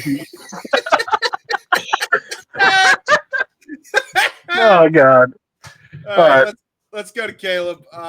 We got Caleb. Sorry, thank you for being extremely patient, brother. You're on the air, and then we'll go to. Yeah, no problem. And I want to say that I'm happy that Liv Morgan back, but the Sabato game warfare was not that good. I've seen Blood and God were much better. The women Blood and God were more balanced and more, Yep, and the men were much better than the men war series. That ending should not been that at the ending, and the tournament is not that good this year. The John Cena last match. Did you like the Dominic Mysterio John Cena match though itself, or? I did like it. That one was good, and that one is definitely good. And John Cena last tournament is not that good this year. added some guy from NXT or from TNA, some other guy other than Devon Evans. You mean you didn't want to see the Miz in there twice? Fair enough. Fucking Miz. The only thing I'm going to add to this. By the way, am I the only one that thinks that? Yeah, go ahead. The only thing I'm going to add to this. I think I'm on a delay. The last thing I'm going to add on the John Cena last time is now tournament is I don't care about the contestants at this point. It is what it is. I'm more curious of if you knew that this was going to be how you're going to do it in the first place, right? Because I'm told that Solo Sikoa going over was the decision regardless of Penta's injury. Okay? Why is Gunther and Solo in the finals of that bracket? Yep. Is Gunther don't get it climbing the mountain? Is he climbing the MFT?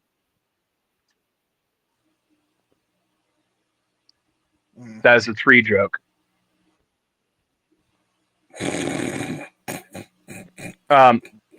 See, sometimes you have to explain your jokes, everybody. They're not as funny to everybody else when you have to explain them. Mountain full of Tongans. Yeah, mountains full of Tongans is.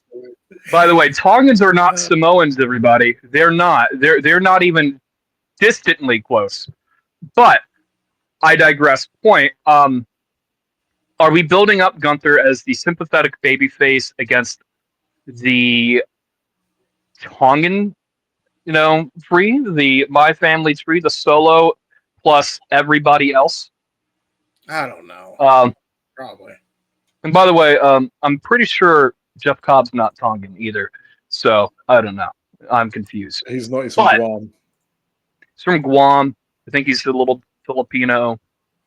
Born in Hawaii. I heard he was from the Red Dead Island of Guam. Either way, the last time his now tournament has been booked atrociously, and if Dominic Mysterio going over on John Cena says anything, John Cena is actually not going to put over Gunther on his way out of this tournament. There is one good thing. There is one other good thing. This tournament is called The Last Time Is Now, and it will be the last time we have this tournament. So we won't have to worry about this next year where we can talk about how badly it's been booked again. This is it. It's one and done. Put it to bed. The AJ Styles last time is now tournament. We're not going to run that next year. Oh no! Oh, that's the AJ Styles tournament is going to be called the Phenomenal Finish. Everybody, the Phenomenal Finish. Yeah. I've used that a few times. Trademark has just been put in place. There's going to be one clash-tastrophe. It's going to be called No, They Don't Want None. That's what we'll call it. That's what we'll. They don't want no tournament. Yeah, man, I'm tournament that out. I'll tell you, there's been too many this year. At the end of the day, John Cena's last run should have been infinitely better than what it was. His championship, I don't understand why we turned him heel. He could have been a babyface and won that title. Yeah. Give us. I said this all year. The people want John Cena as a babyface. They would have loved to have him a heel. I don't know, when we stopped running John Cena annually, 10 years ago, that was the time to turn him heel. Mm-hmm. We stopped running John Cena as the guy at about 31. Right? Yeah, and it's been about 10 years since John Cena was the undisputed king of WWE. I don't know why we didn't turn him heel back then. Let him have a run. We just ruined it. He could have been a Ricky Steamboat. Yeah. Never having to sully his career. I do understand at the front of his career, the Dr. Thugonomics character was a heel.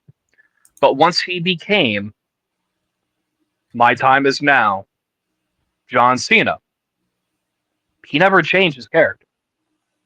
He was that. He was that pillar. He was that foundational piece. Yeah. And I don't know what it is about Vince McMahon, and because this was a Vince issue, not a Hunter issue. It's now a Hunter issue, but it's neither here nor there. Why, if you're going to turn someone heel, not do it at the most unpredictable time? At this point, if we were going to run John Cena as a heel, it should have been done a decade ago. Yep. We ruined it. We sullied it. He had a limited number of dates. And in fairness, the heel turn has some highlights.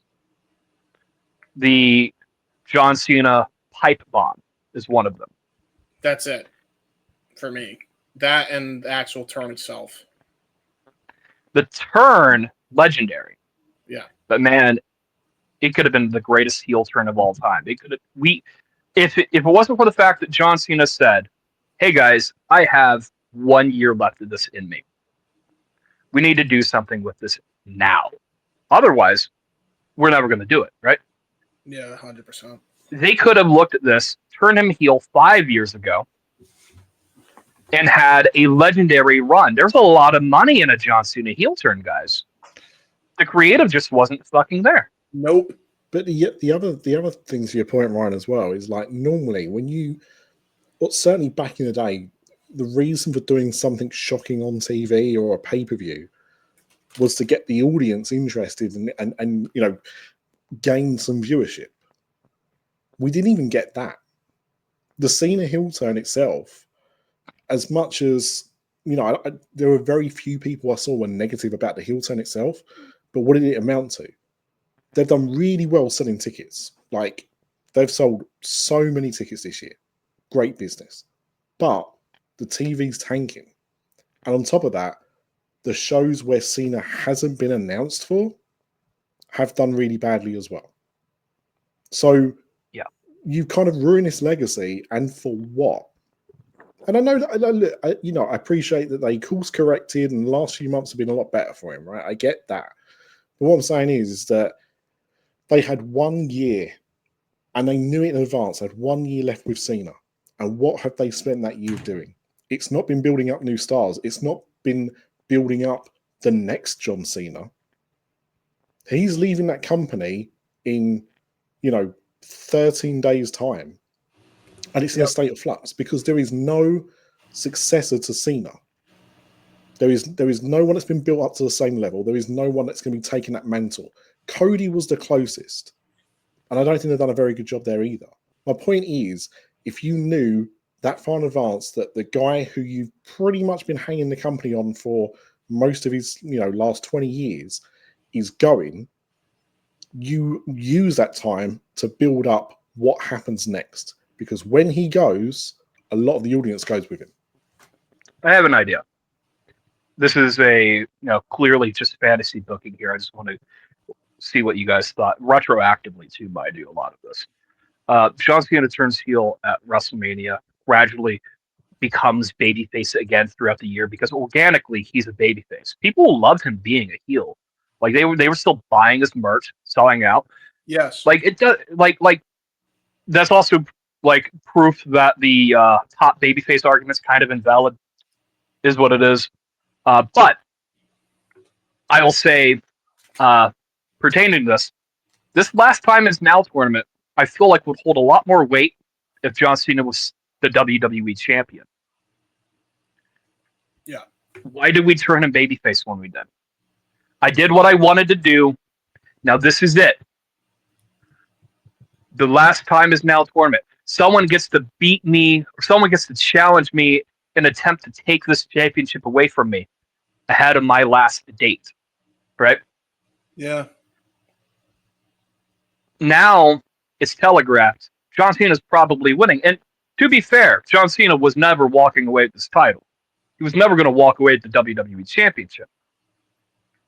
But this tournament would feel like it would actually have weight. Yeah. Something important. Right now, it's just John Cena's last match. And bear in mind, this is not Hunter's fault. Okay? And what I'm about to say next was not Hunter's fault. But remember Baron Corbin being Kurt Angle's retirement match. What happened to Baron Corbin? He got happy for a bit. He was a bum, got happy. He was a bum again. He's a War Dog, or whatever the hell his tag team was. It was War Dogs, yep. Or No. You're thinking it was the Wolf Dogs. Wolf Dogs. Sorry, Wolf Dogs. Yeah, you're right. Wolf Dogs. Wolf Dogs. Okay. And it's telegraphed that Gunther's gonna be the last opponent. Whether he wins or whether he loses is irrelevant. Okay. Right. Yeah. What are we doing for Gunther? Because being John Cena's last match should entail that we are putting stock behind Gunther versus a Braun Breaker should have been in this tournament.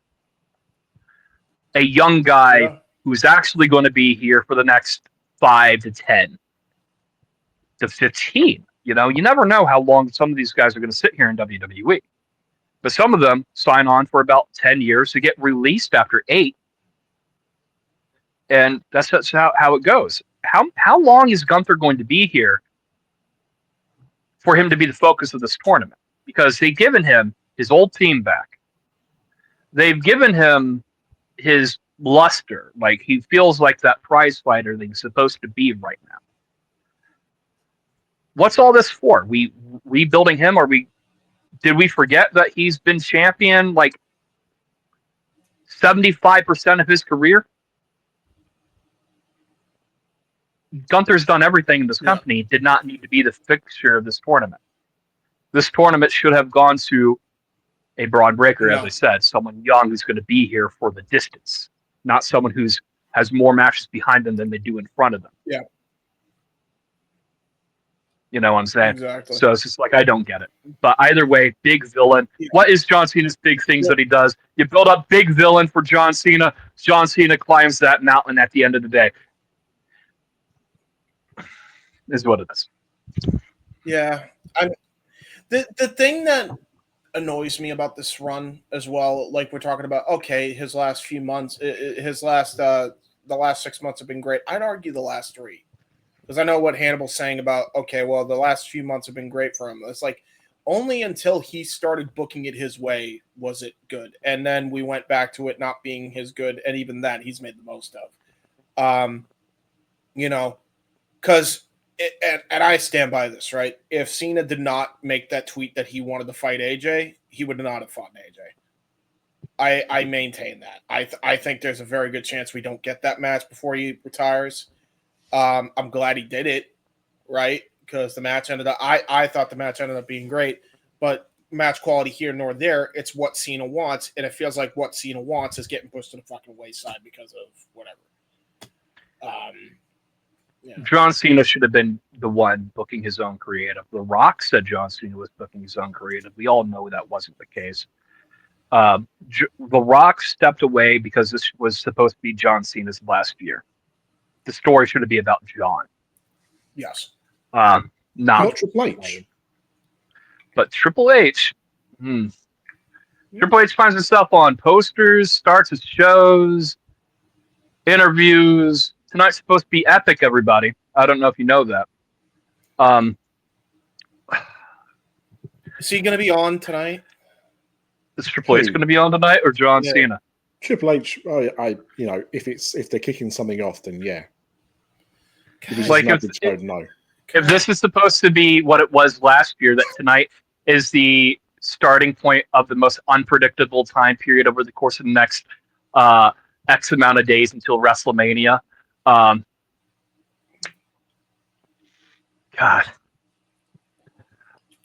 Yeah, they booked this to shit, huh? Okay. I'm at a point where I need a hard reset. And I'm not going to get that. And it just is what it is. John Cena, I love him. He was my Hulk Hogan. He was my Steve Austin. Yes. You know, I was cognitive for the entire run. I was awake for a little bit of Steve Austin in terms of as a wrestling fan. I knew what I liked, but I wasn't watching it weekly in the 90s. I was watching it weekly in 2001 post. Okay. And Rock and Austin weren't really there. By the point in time, Cena is on top in 2005. Man, I have my guy. And it just pains me as someone who loved this for as long as I have, who had seen it fumbled in the way it is. And even as someone who doesn't like supporting the WWE today, I will be watching his last match. I can't justify not watching his last match, right? But what they say in professional wrestling is no one ever retires. I don't necessarily think this is John Cena's last match. I know a lot of people believe that John Cena is a man of his word. I don't believe it because Undertaker supposedly retired. He's done things. He's still been here. He just hasn't wrestled a match yet. Shawn Michaels retired. He wrestled another match. Ric Flair retired. He wrestled several. Mm-hmm. Okay. And to be fair, I'm not asking John Cena to do this till he's 60. I just think that maybe, just maybe, that if John really wants to give back to the fans, he should really consider another run somewhere else. Yep. And I'm not selling that idea. I'm not here to propagate conspiracy. But this last run has been atrocious. Yes. And I don't think the climate that exists is favorable to the artist. No, not even close. And honestly, since you kind of brought it wide open, let me piggyback. I was talking around all of that, mind you. But if you want to add on, go for it. At this point, let's just give the fucking idea, because we said we wanted to save it for a big thing. Well, the first episode of Tism's kind of big. Our first episode of YouTube Tism's kind of a big thing. Epic. Yeah, epic, as they say. The epic. The epic. The epic Tism. Yeah, I think Cena should go to AEW hands down. Ooh. Yeah. Triple A. Here's why.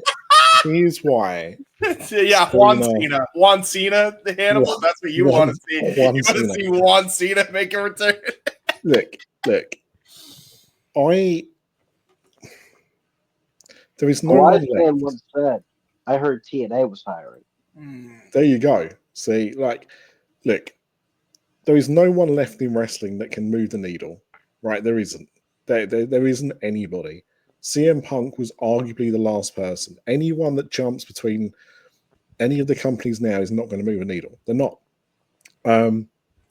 John Cena coming into AEW, it would get people talking, certainly. But where does he fit in? John Cena has worked one style and one style alone for his whole career. Yeah. With the exception of Disagree. I disagree. He's worked one style since 2008. Yep. I would agree with that. Before WWE went PG, he bled for this thing. He actually put in effort into his matches. Well, yeah, but hang on, that's a different thing, because what I'm talking about is the fact that so from when he started on WWE television to when he's retiring now, right? The style hasn't changed very much. Yes, during the PG or post PG era, he wasn't, the same as he was before. But what I'm saying to you is that except for before he came into WWE system, he's not really had much experience. He's not really wrestled around. He hasn't worked strong style. He hasn't worked in Japan. He hasn't worked the lucha style. He hasn't worked the British style, right? He's not a rounded individual, and there's nothing wrong with that. But let's look at how Copeland has come into AEW and what he's offered, right? It is Edge by everything but his name. Everything's the same. The presentation's the same. He doesn't really fit in that ecosystem. If they were bringing him in to do a tag title run with Christian before they both rode off into the sunset, I don't think anyone would have been pissed. How pissed were we when he decided that he was going to be going for the big gold?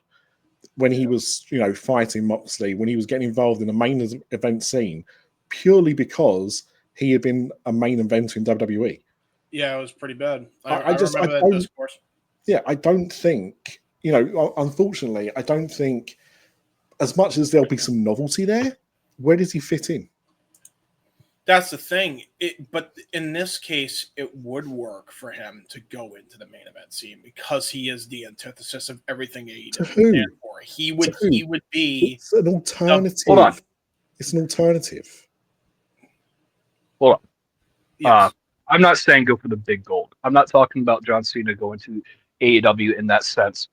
Hannibal is right. Not a lot of people move the needle. I do believe John Cena would move the needle because John Cena does actually increase their general viewership and ticket sales whenever he's announced on the card. We've already covered that the shows that don't have John Cena on don't do well. John Cena is still a needle mover in the sense. What turned it around for WCW? Yep. Well, first they signed Hogan. It took a while, and then they had the NWO. All right. I'm not saying that this has to happen. This is just something that I put out a while ago. There are not a lot of coups left in signings. Okay. John Cena is the only one. The only coup that Tony Khan could have was signing someone, the only name that will actually pop interest, because unless you're already an AEW fan, you're more than likely already a smartened up fan.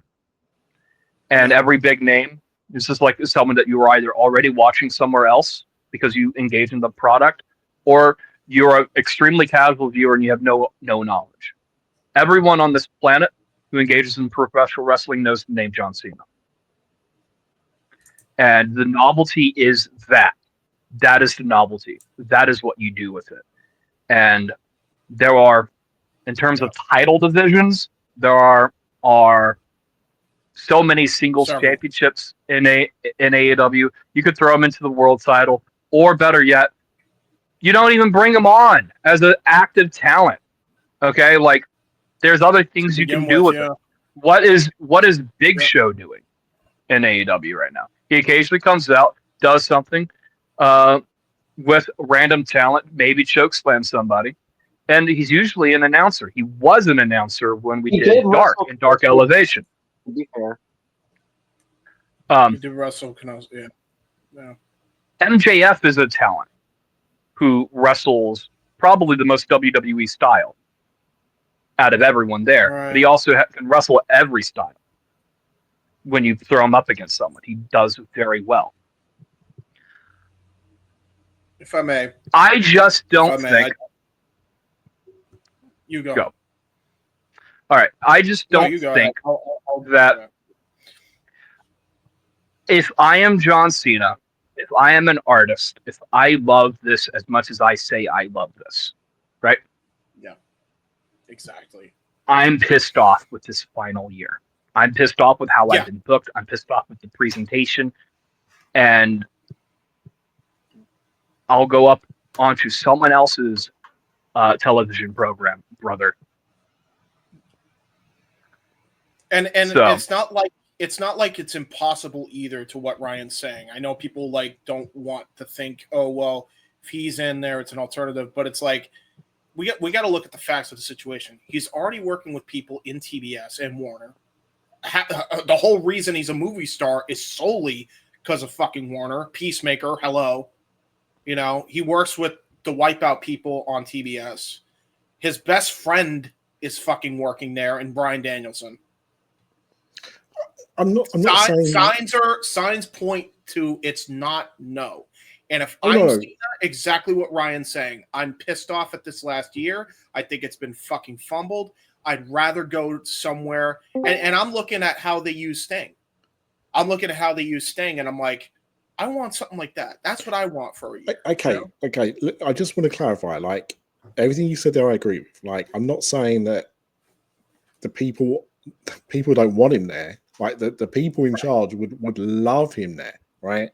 What I'm saying is that for me as an AEW fan, and as someone that, watched AEW at the beginning because I was getting sick and tired of WWE and I wanted an alternative, the last thing I want is the man who is Mr. WWE to now be in AEW. Because again, where's the alternative? Now, at the same time, you're absolutely spot on about what they did with Sting. Like, I think everybody should have watched that retirement run of Sting and gone, man, I wish I got that. Exactly. And I'll be honest, when Cena announced he was retiring, we were months removed from Sting's retirement, right? So we saw how to do it right. We saw how it could be done. And they didn't do it right. And they fumbled it. Yeah. So if they did something similar for Cena, I wouldn't be that pissed.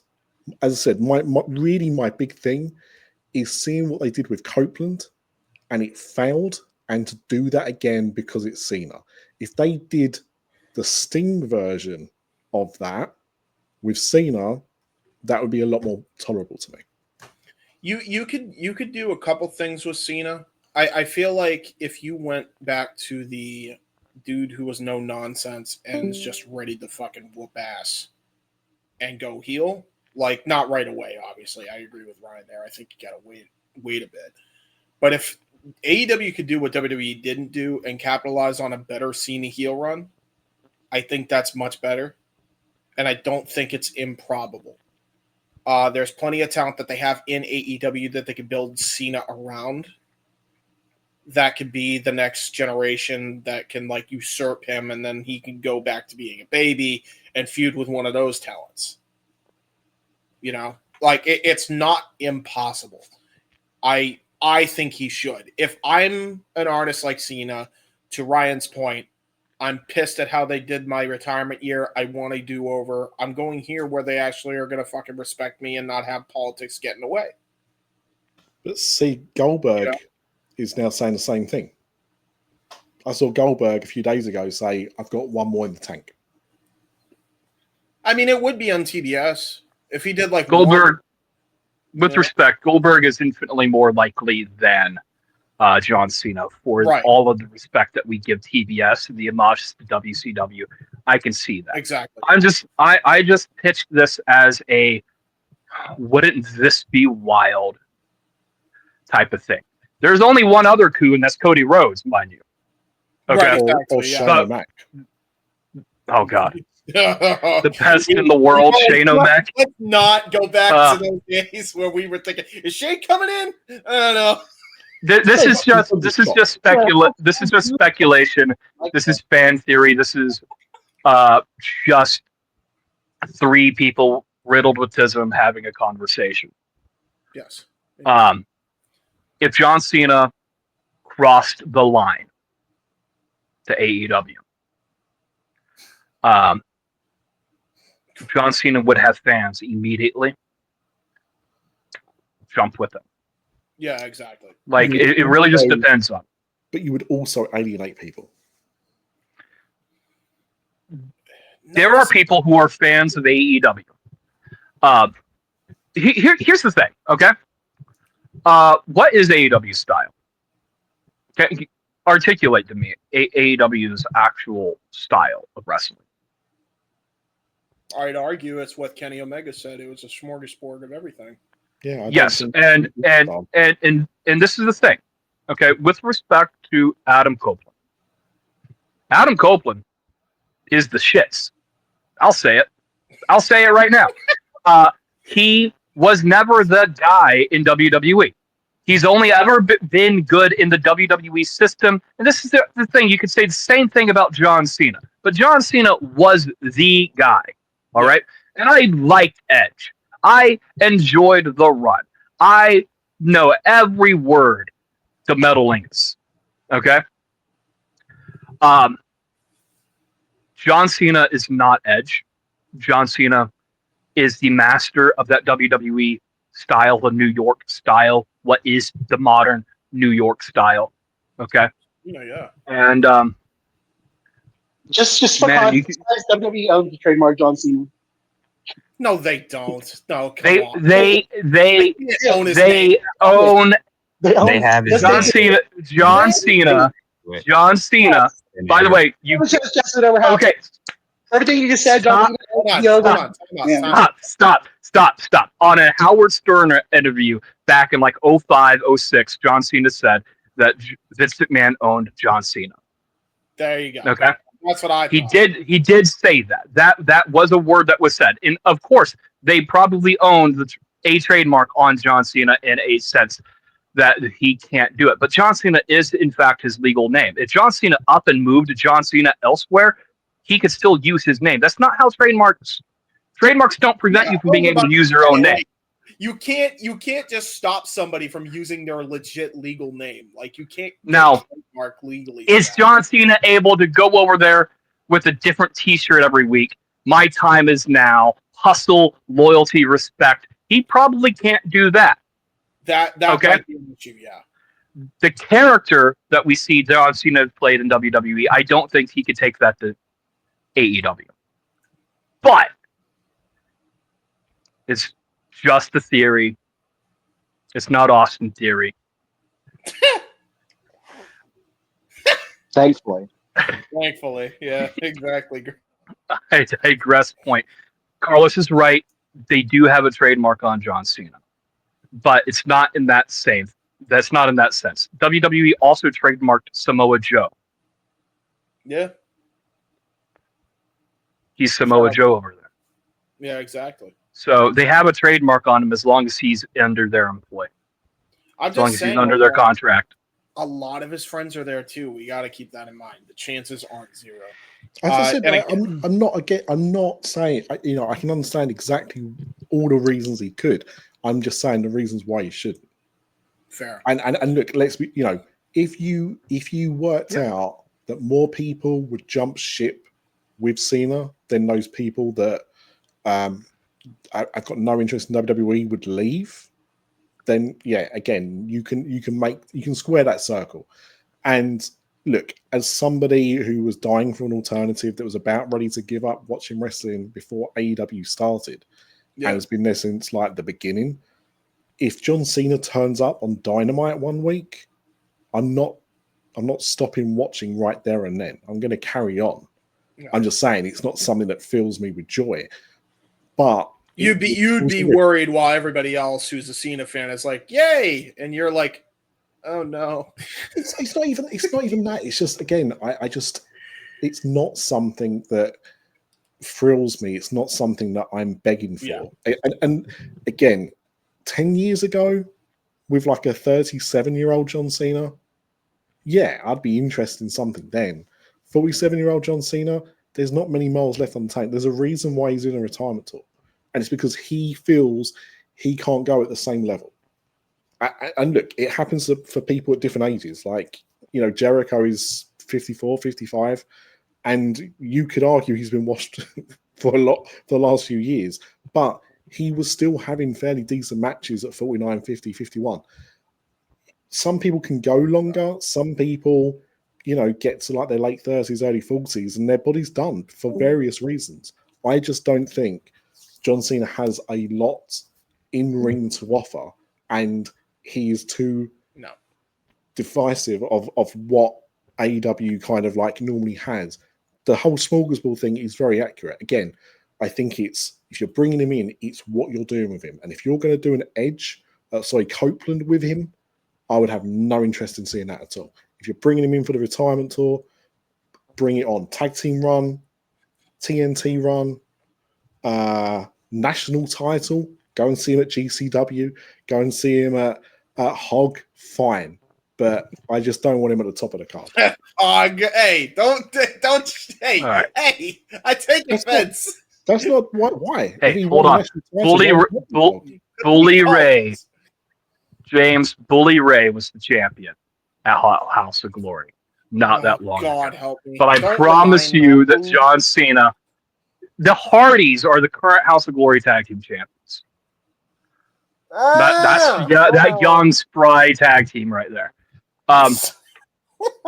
My thing is, no matter what, the run has been bad, and I'm wanting more. I want more from somewhere else. And John Cena may be a man of his word. He may literally never wrestle again. He's not done with WWE. He's retiring from WWE in-ring competition, which is something I did not need to happen because I already viewed him as retired when Solo gave him 18 Samoan spikes. Yeah, and then pinned him. And pinned him like it was nothing. Okay, I've viewed John Cena. Like, this is one of those things where wrestlers who go on retirement tours announce their retirement. I'm doing that one last match because they can do it, right? Yeah. But John Cena's been retired for the last 10 years. Okay. He's been retired. He's been retired. He's been retired. Let's talk about this too, right? Like, not for nothing, but it's like I would rather him be happier getting and there was a way he worded the tweet that made me think, and Ryan think, we both kind of thought like, huh. And it was the tweet he said about retiring from WWE in-ring competition. And this is like not too long ago, right? And he specifically worded it in a way where if he wanted to go somewhere else, he could, and he wouldn't necessarily be breaking his word. Again, the chances aren't zero. I think if Vince was still in charge of the company, he wouldn't even glance across the road. Oh, 100%. 100%. You're right. Yeah. But now it's not a factor. So, sure. Like, we can't say it's not a possibility, especially when he's working with, TBS adjacent people at this point and Warner adjacent people. Like, the chances aren't zero now. Look, it's wrestling. Literally anything is possible. Yes. Most things don't ever get near to happening, but Triple H could be booking AEW in 2 years' time. We got Carlos in private. I gotta say this. Carlos says Peacemaker is AEW chant for corporate synergy. Yeah. Yeah. I'll be honest. Yeah, see, that's what I would love. Don't get me wrong. Like, when we were getting the Superman deal, or we were getting the Minecraft movie deal, I was like, bit quiet on the Peacemaker front, aren't you, boys? Can't you? I'm just saying. So let's put a pin into John Cena fantasy talk, okay? And I have a fun question for you guys as we approach our wrapping up point, and if anyone in the room wants to have a conversation about this. What is your favorite work in professional wrestling? There we go. Yeah. Let's go. You know what? I'm curious, and I'm going to start it off with a WrestleCollective, man, unless you have a person you want to hear from. I am going to go last because I'm curious what everybody else is. That's fair. We'll go Advocate first. Advocate, I'm curious with your answer on this. Favorite work in professional wrestling? Okay, Advocate must be working. I think he's working. If you are available, gradually speak up and just try not to talk over to yourselves. That would be great, actually. Yeah, guys. Because this method, we don't get to see everybody's hands anymore. This is fair. Yes. You know what? We'll go Tay. Tay, what is your favorite work in professional wrestling? Tay is here, but not answering. Okay, Dev. Can you come back to me? Okay. I wish. I wish we could come back to you, but you might be the only. Yeah, you might be the only guy answering. Everybody else ain't answering. Because there's been some really good ones, but okay. Recency bias, that Dom Mysterio, that shit got me. Okay. I was really sad. Like, so I'll go with that. Okay. I'm gonna go with that for today. You'll go with that for today. It may change for today. I got an answer. The billion check wedding with Eric Bischoff as the minister. You really? Oh wow! From the gay man was okay with the gay work. Okay, got it. That's fair enough. And Goldust too. Goldust is my favorite work too as a character. Like coming in as Goldust, it's actually has amazing work. Yeah, that's pretty good. I mean, my favorite part of that work is when he, was going to be pregnant on Shotgun Saturday Night, and then they completely forgot about it. If y'all remember the history of Shotgun then you know. If you don't, you're better off not knowing. Trust it from me, who knows all about the fucking lore. Anyway, let's move on. That makes me want to eat a shotgun at that point. Fuck. You hungry? You hungry for a shotgun? Saturday night? Cobain certainly was. Okay, let's go. Oh my God, Jesus Christ! All right, let's go to Caleb. What's your favorite work in pro wrestling, Caleb? Favorite worker will operate. I need him to come back to AEW. Worker. That's favorite worker. Worker? Work. No. You just described your favorite worker. Yeah, you got work. Played. You got played. Like we got played. Not got played. Yeah, exactly. Like work as in the. I'll answer for Caleb. His favorite was SummerSlam when Liv Morgan helped Dominic Mysterio. That's his answer. Easily answered. Yeah. Yeah, you know what? Fair enough. Caleb, favorite work, brother. Favorite work as in like angle, brother. Angle, work to angle. Story. Like favorite work. Angle's favorite story angle? It's probably the Bloodline. Okay, fair enough. Was there work shoot moments in that? I don't know. Probably. All right. So for context here, okay, maybe I should have went first and just set the tone. But I'm going to go ahead and go now, and we'll come back to anyone who might want to. My personal favorite work in this industry is Montreal.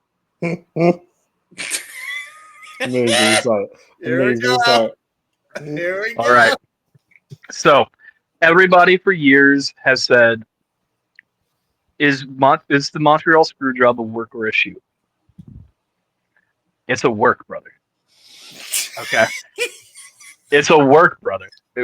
Everything about it screams work. Okay. Now I will understand this, and I will give you guys this. Hannibal, we talked for a little while this last weekend pertaining to this subject. 25 minutes. James, every now and again, I will call aggravated about Bret Hart, and I'll go down the rabbit hole.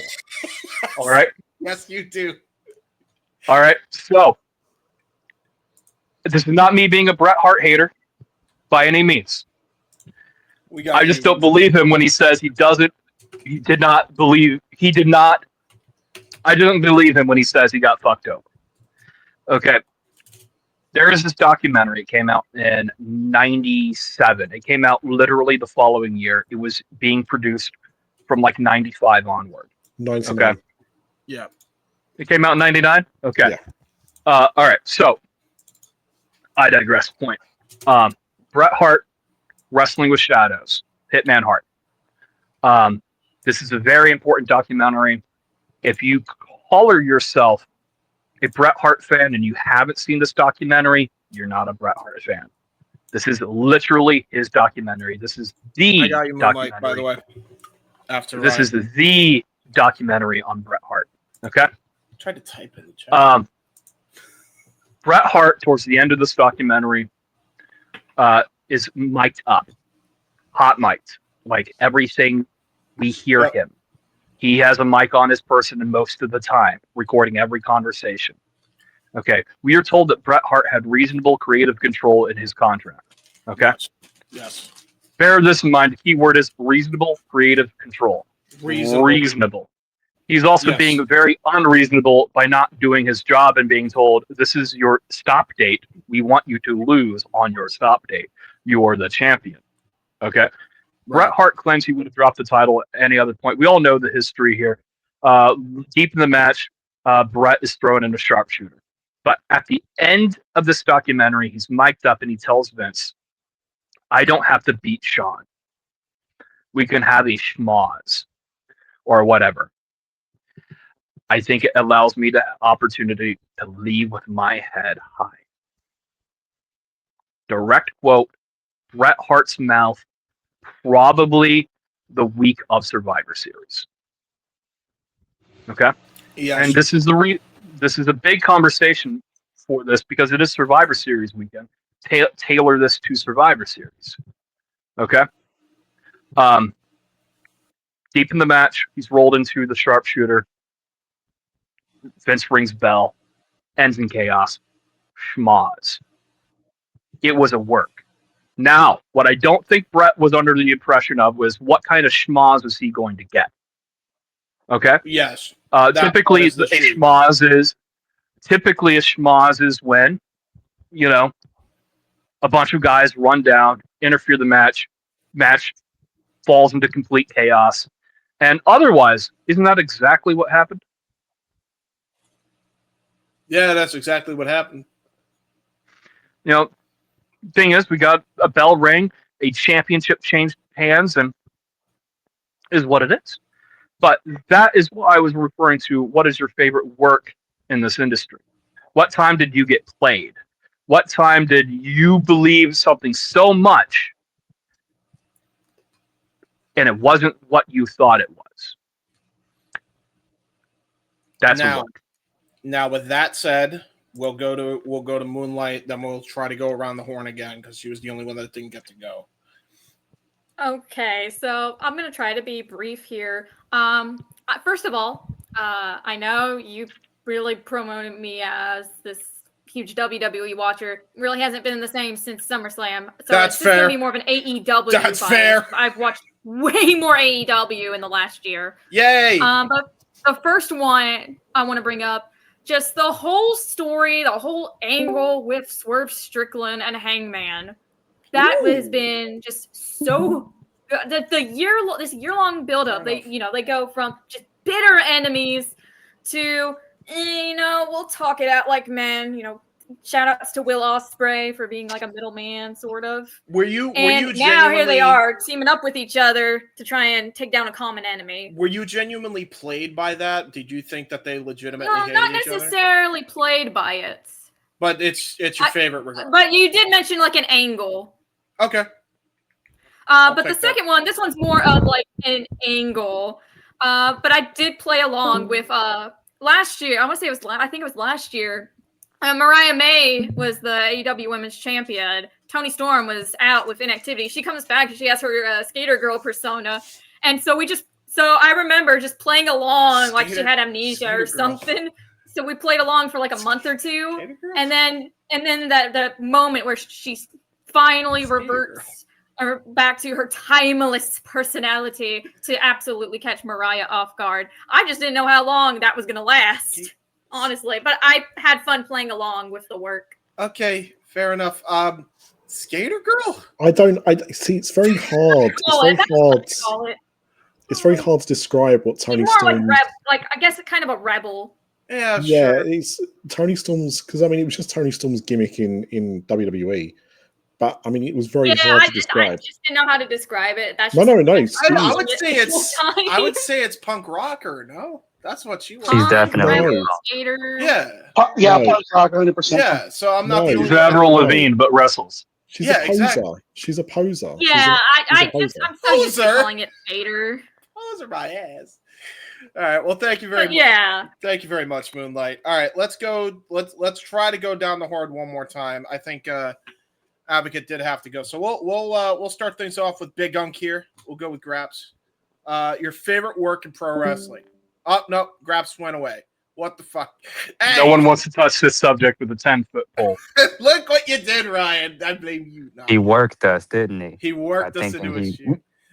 Making us think he'd answer that question. Let's go to Tay. Your favorite work in pro wrestling. What's the favorite time you got played? Or a time you could think of getting played in pro wrestling? Tay going once, Tay going twice. Okay, we're gonna go. This is why I said if you want to go, speak. Just try not to talk over each other because this situation, we can't see people's hands. This is fair. Now, by the next time we do this, by the next time I have something is just like message one of us in the DMs, preferably James. Yeah. Well, I'm able to see everybody, so that's the thing. Hannibal, I'm going to take a guess with you. Go on him. Is your favorite work in professional wrestling the moment where they were teasing Main Event Mafia returning in TNA Wrestling, only for Booker T and Big D to return at the Royal Rumble that following Sunday and ruin the entire angle. It's up there. It's up there.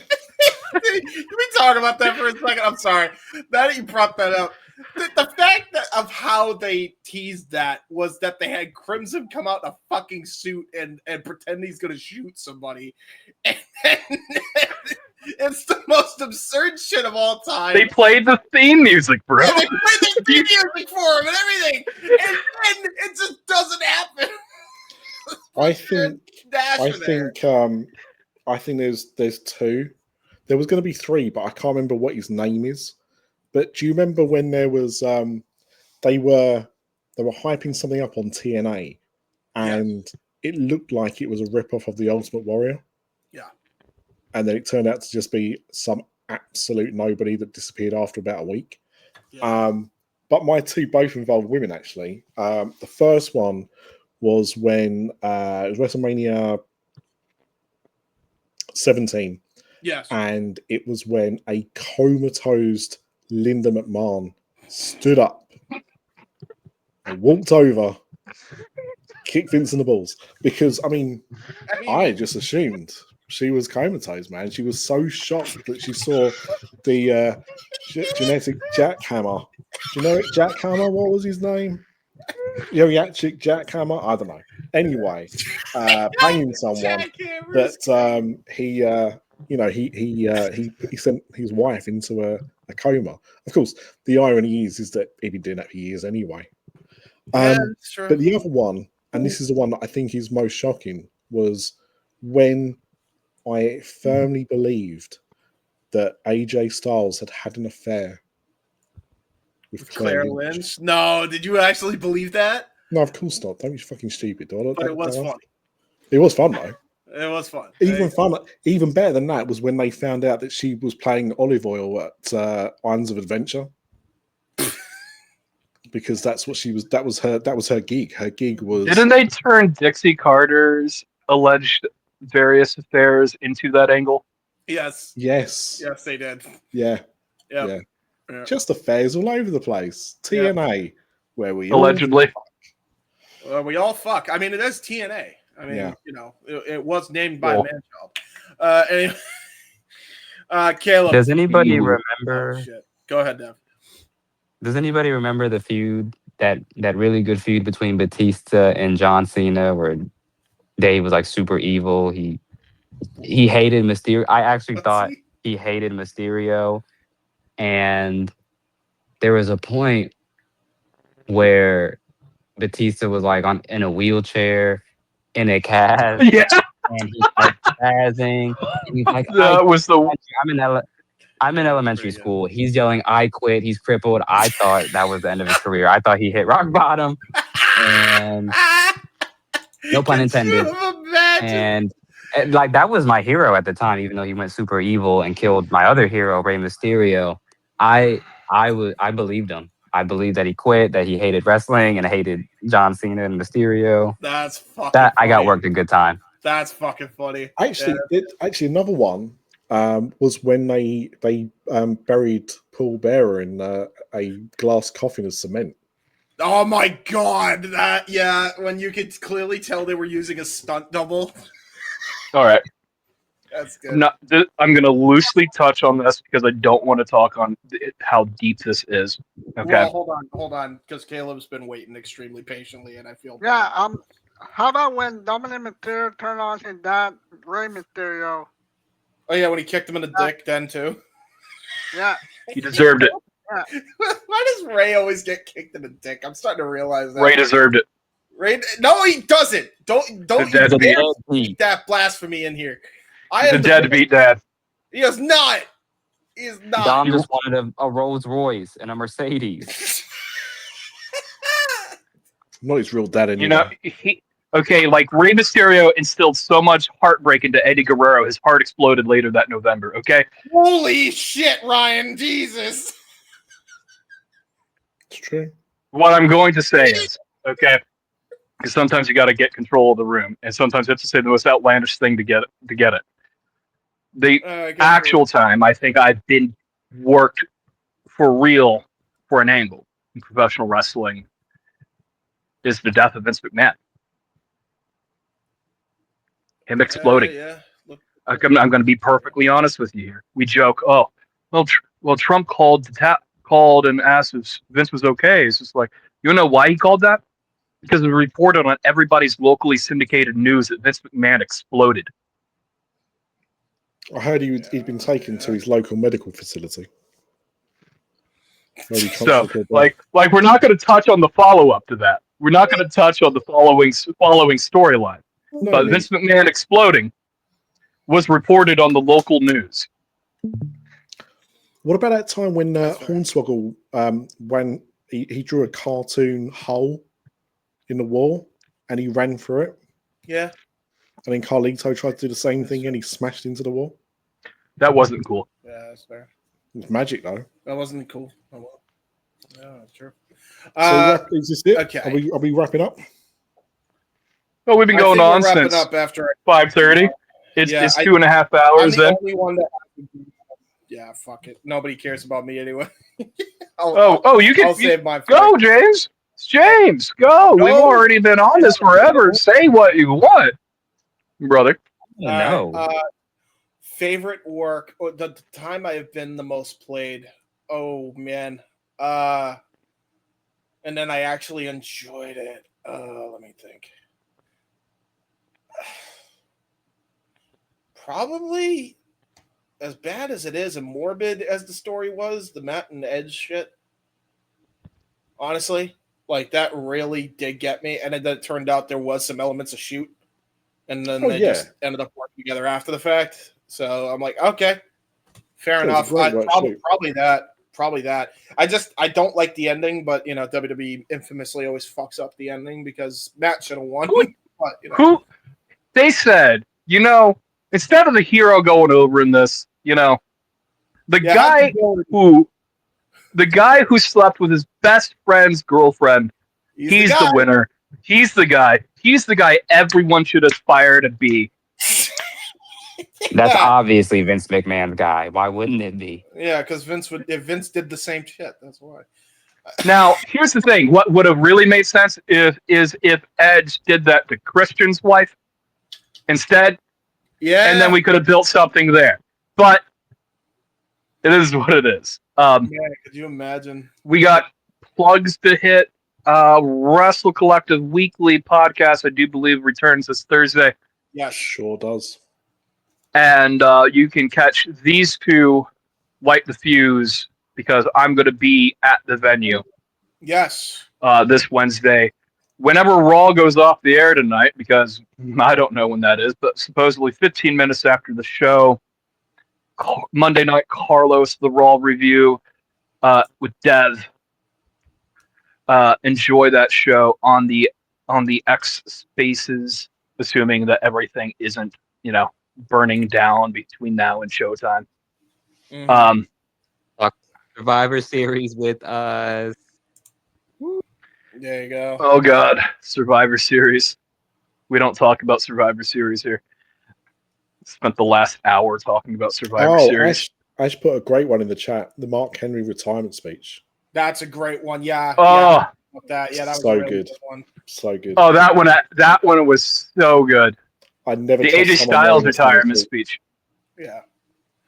Was also good when they ran it back. Also, yeah. Go ahead, Brian. Wednesday night chaos as well. Our Dynamite review show for our preview show.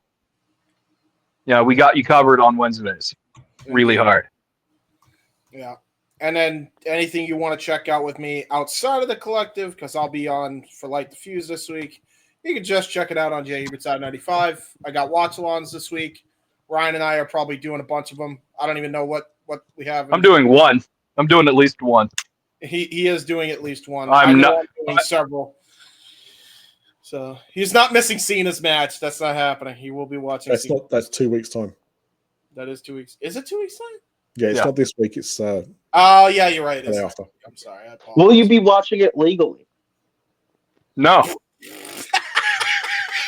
It's if you got a VPN, it's free on YouTube. There is Look, that. guys, we got a law-abiding citizen in here. Yeah. Well, with that said, gentlemen, Stephanie ladies, McMahon once promised me that I could use a VPN and not pay any additional fees. this Okay, is true. that's the empress of the company right there. Okay, Absolutely. like if she says it's okay, fine, it must be. Yep. Exactly. I agree. All right. Well, with that being Surfshark. said, yeah, exactly. With that being said, ladies and gentlemen, this has been Wrestling with Tism. What a phenomenal first show, even though Epic. it was all over the place. Epic, you could say. Thank you very much for watching this edition of Wrestling with Tism live on YouTube. I think it went pretty well. And until next time, we will see you for the next Tism. Take care, everybody. Just me. Ladies and gents, thanks for stopping by. Until next time, this is the